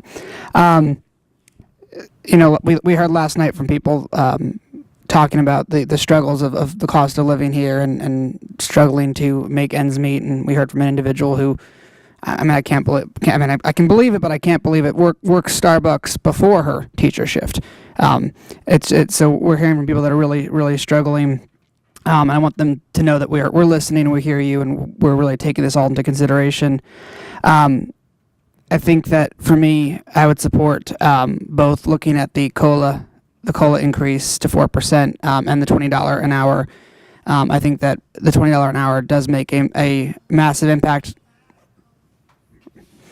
The $20 an hour does make a massive impact to people that need it the most, and can be life changing for them. But I also think that COLA increase needs to be looked at as well. And to echo my colleagues' earlier thoughts, I hate to ask departments to do more with less, but we're asking our people to do more with less every single day. And so I think that we can look at how we can do more with less if we're going to ask them the same thing. And I think we owe it to them to at least try. And from my understanding, this work session is to kind of figure out a direction, figure out a plan. I think that we try for both. We look at the departments for both and see what those cuts really look like. Is that vacant positions that we're pulling back on, or is there real cuts to services? And I think that we at least owe it to our people to look at what it would look like to make this work. I think that also I would echo Councilman Stiles' sentiments that some departments have not seen increases in a while. So overall, I support that kind of equal cut across departments, but I'd want to make sure that's weighted to look at departments that have a lot more funding and more funding increases, pulling more from them than someone like arts who's not received increase in funding in a long time. So to sum it up, I would support looking at both the COLA increase and the $20 an hour. Thank you so very much, Thank you. Councilmember Cooper. And Council Lady Ellis. Clarify the question and the context around it? Yes, thank you so much. So basically, we're having a conversation about. It seems like one of our top priorities is employee compensation. So right now, we're trying to figure out if we had to choose between a higher COLA or getting our lowest paid MNPS employees up to $20 an hour. And just for the context of it, if we get the lowest paid employees to $20 an hour, that gets about 3,000 people up to about an additional $1,800 a year. If we get up to a 4% COLA, that's getting people, if you make 40,000, you're getting an extra 200 a year. If you're making 100,000, you're getting an extra 500 a year. For the people that are getting the COLA, the vast majority of people are getting COLA and a step, or COLA and a merit. So the majority of our employees are getting about a 6.5 to 6.7% increase in compensation. So the question is, if you had to choose between getting our lowest people to $20 an hour or increasing the COLA, which would your choice be, or would you choose to do both, as many people have said? And then at this time, we've not identified the money to get there. So if we had to look at some small cuts in departments in order to get there, would you be willing to support small department cuts to get there? Yeah, that I support the COLA and the department cuts. Okay, thank you. Councilmember Prepty. Thank you, Madam Chair. From the start, I'll just say that I 100% support ensuring that we have an adequate COLA for all Metro employees, but also wanting to make sure that we really are taking care of the most vulnerable folks in our communities. I also want to make sure that I'm associating myself with the comments by Chair Toombs, Chair Sepulveda, and Madam Pro Tem in the approach that we're taking to this this dilemma, because not only is it a tight budget year for the Metro government, it's a tight budget year for every single one of our citizens. And everybody is having to make difficult decisions, having to come before the public in open meetings and state that you've worked for Metro for almost 30 years and had to leave the county because you can no longer live in the community that you serve, strikes me profoundly. And so I think that we need to be doing all that we can, and really making sure that we're doing this in a responsible and equitable manner, and looking specifically where we can be conscientious about how we're looking at the department funding structure, and being willing to pull funding to take care of those who take care of us every single day. And I'll leave it at that because I want to make sure that my colleagues have a chance to share their thoughts as well. But thank you, Madam Chair. Thank you, Councilmember Prepty. So did I hear that correctly, that you will be supportive of, was it both or? Yes. Okay. And then you are also supportive at Pulling from departments. Okay, Yes. thank you. Council Lady Gadd. Thank you so much, Chairwoman. Just to be clear, I am supportive of both. I know yesterday we heard from colleagues represented by SEIU, and I appreciate their presence and the folks that were able to be present. And then at the town hall as well, folks there were ultimately asking, for the COLA increase. I do think that, moving, addressing equitably, especially as the numbers have been presented and its impact. I don't know how we can, in a good conscience, not pay a minimum wage that we are often, or at least in my private life, I'm expecting private companies to be paying, whether that's in the hospitality industry or others. So, I do support the $20 minimum.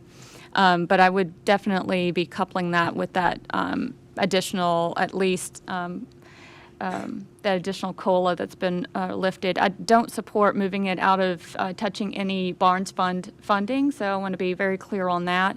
I don't think, my thoughts and the reasoning for that is that I think those go hand in hand when we think about equity and access to housing resources and keeping people here. So that's at least my thoughts on that aspect. Another thing, when we're looking at, I do support going into departments to look at their funding. I know one department was lifted up by a colleague, the Department of Health. I'm happy to look at unfilled positions in MMPD that hasn't been filled for year after year.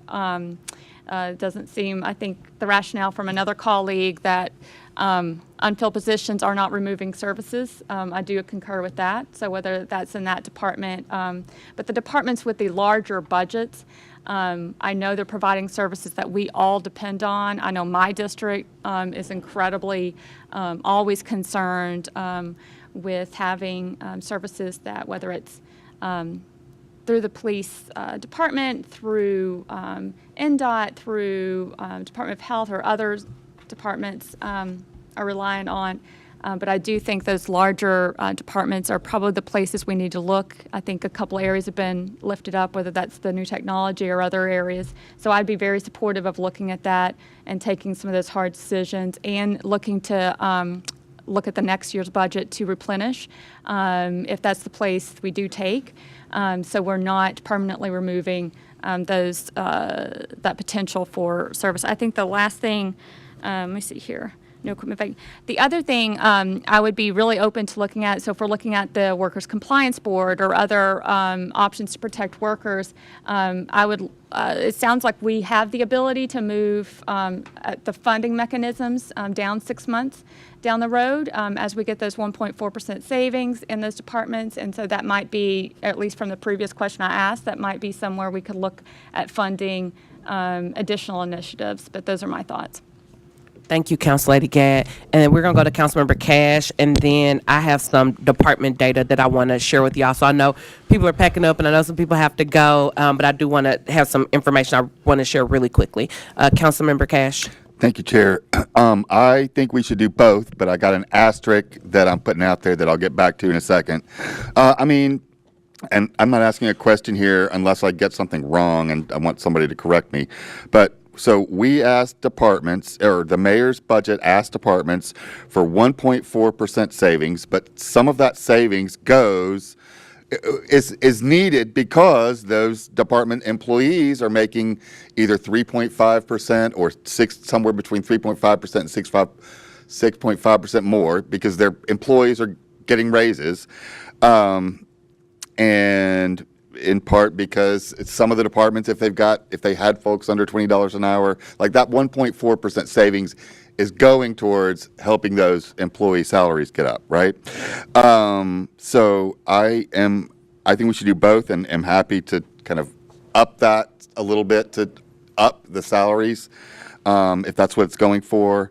But I'm going to say this. Here's my asterisk: is the mayor's budget, and I assume our budget your budget share will be close to this. Is their budget is 1.24 million? I'm sorry, 1.24 billion is MNPS's budget, and I'm not saying that there's anything. I think everything in that budget there's a great rationale for. There's good stuff, and there should be a lot more.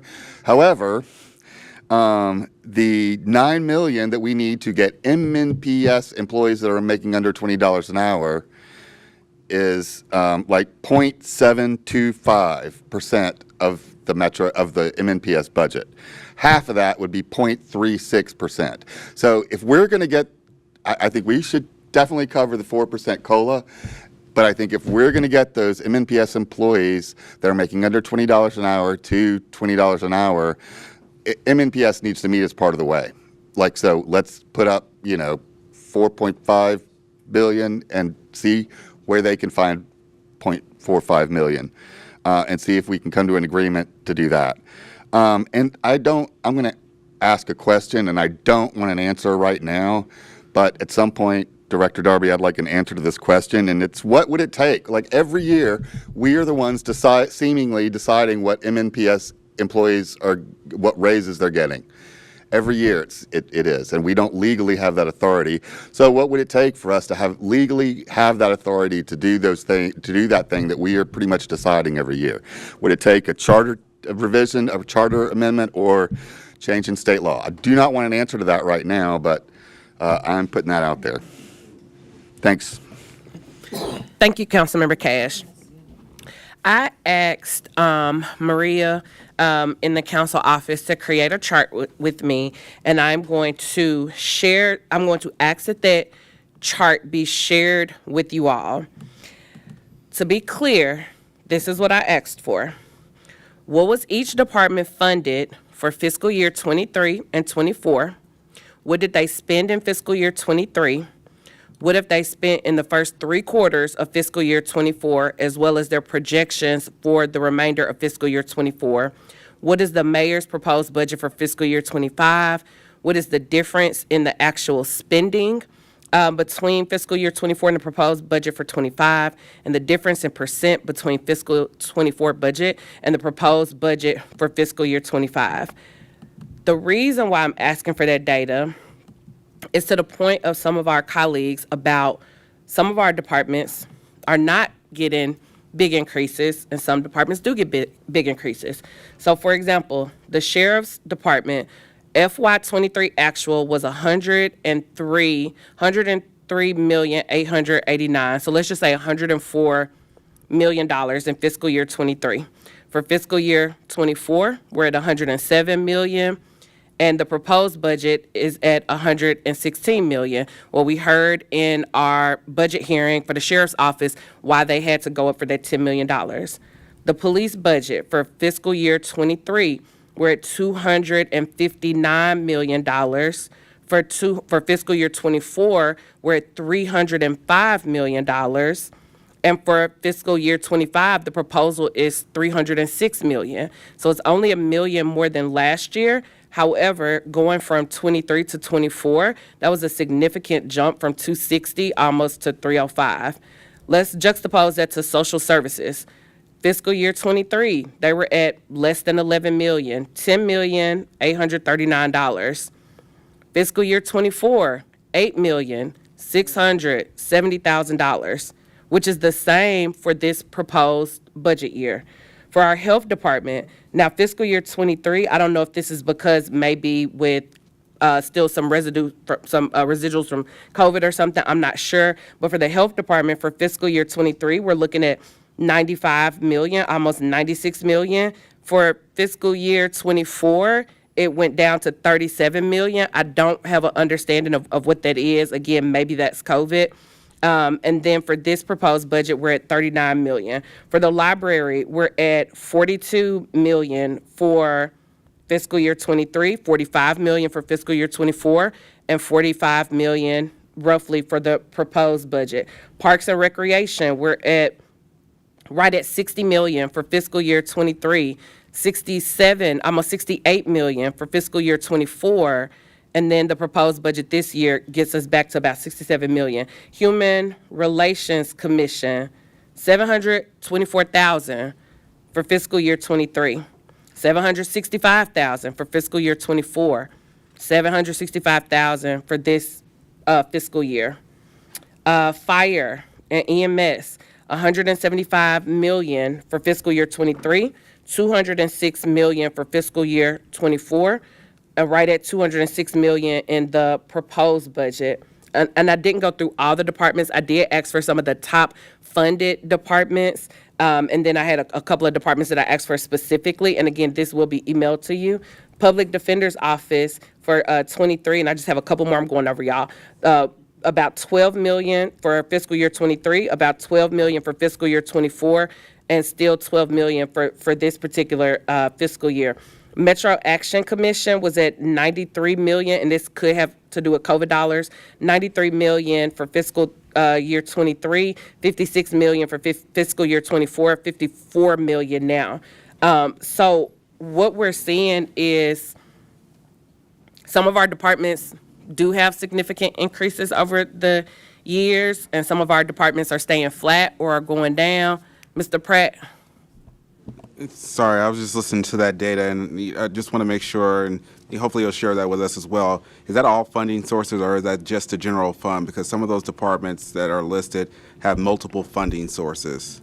So this is multiple funding sources. This is GSD, USD, and then special purpose funds. And I will share all of this with you all to make sure that y'all have it. And then I also ask that the council office share it so that everyone has the same information. And this is not data I created. This is what came to me from the council office.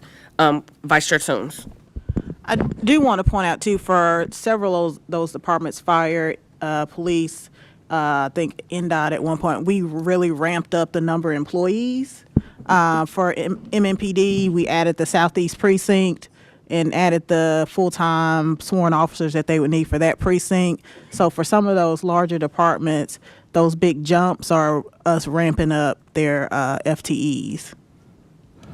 Thank you, Council Lady. I appreciate you for bringing that, because that is a very important conversation. And I think when we start thinking about, the public defender, I think is asking for, is it 7 or 9 FTEs? So there are some departments that aren't getting jumps and other departments that are getting jumps. So I do think that we need to look at being equitable across the board.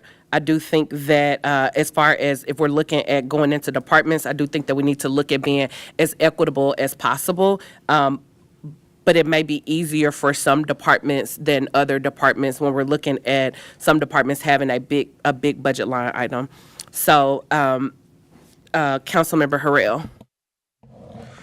If we were to do the 5% and the $20 minimum, and that's going to take making cuts, what does that do to the other items on our wish list?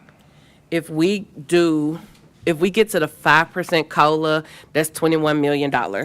If we do the $20 an hour, that's another $9 million, really $10 million. So now you're looking at $31 million, and that's not including any of our wish list items.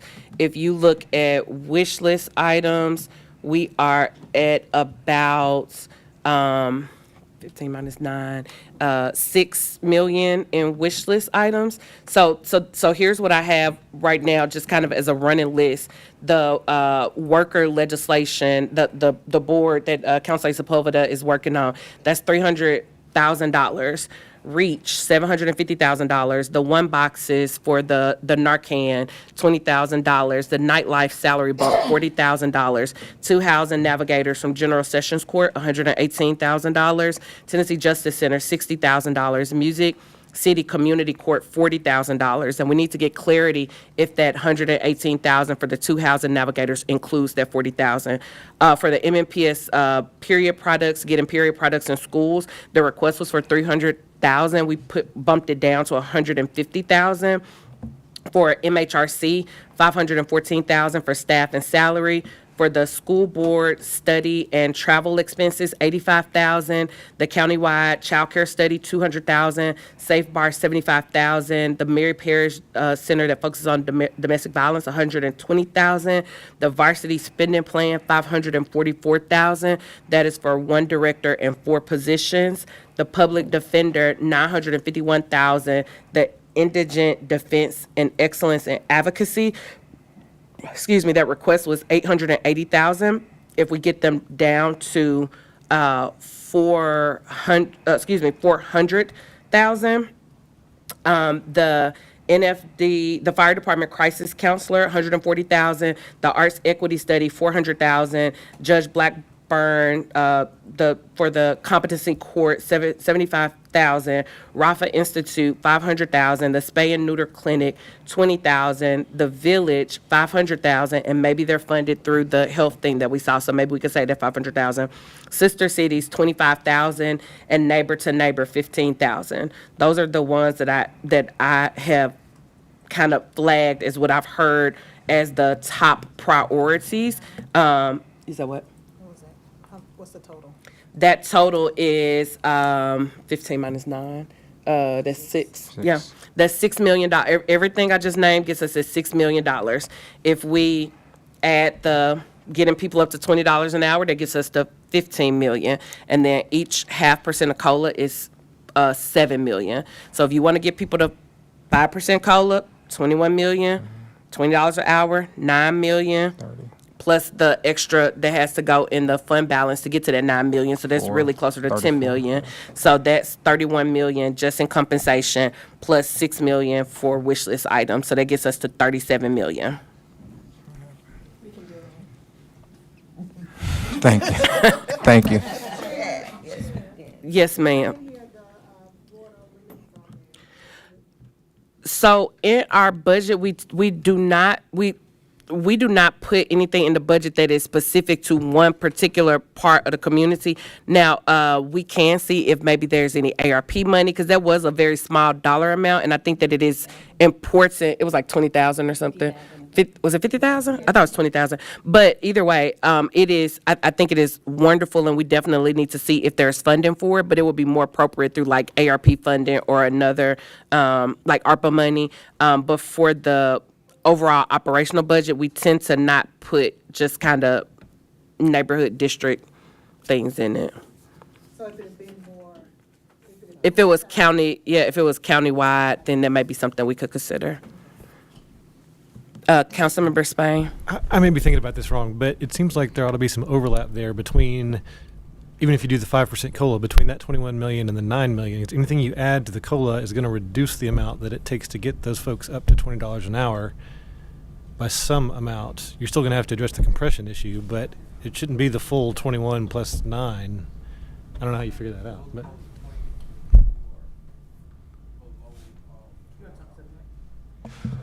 For those that are below, with my calculation, if we did the COLA, that will bring them up to about 19 and some change, 1946. Yeah. Well, I got 1980 for some reason, but anyway, somewhere in there, yeah.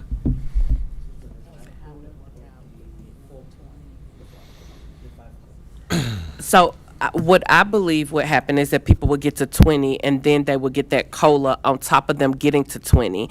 If we are looking at the COLA to get them to 20, we're not raising them in an equitable way, but that is a question that we can present to, that will be to MNPS, since it's the $20 an hour is for MNPS employees. So that's who we would field that question to.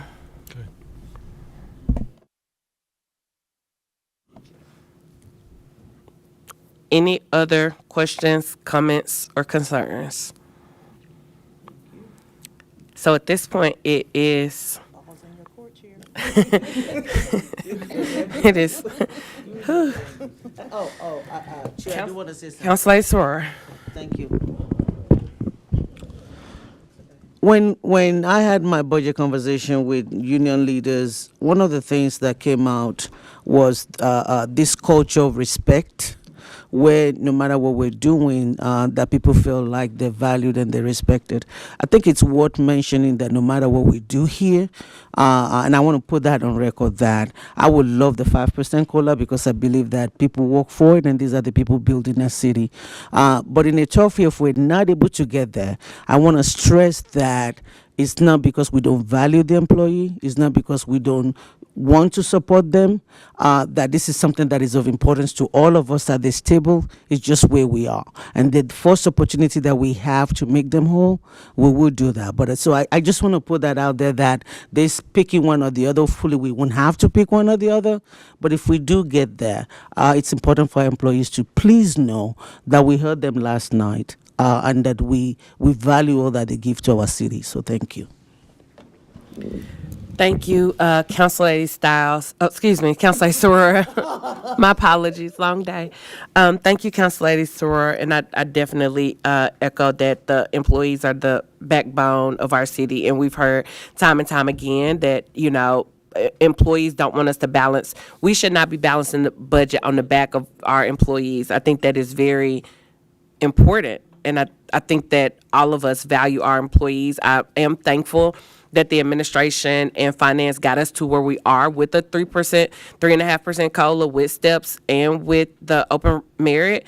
I'm very thankful that they got us to a good starting point, and I would love if we could kind of take the ball and run with it and do something even better. So with that, this meeting is adjourned. Thank you all for your time today.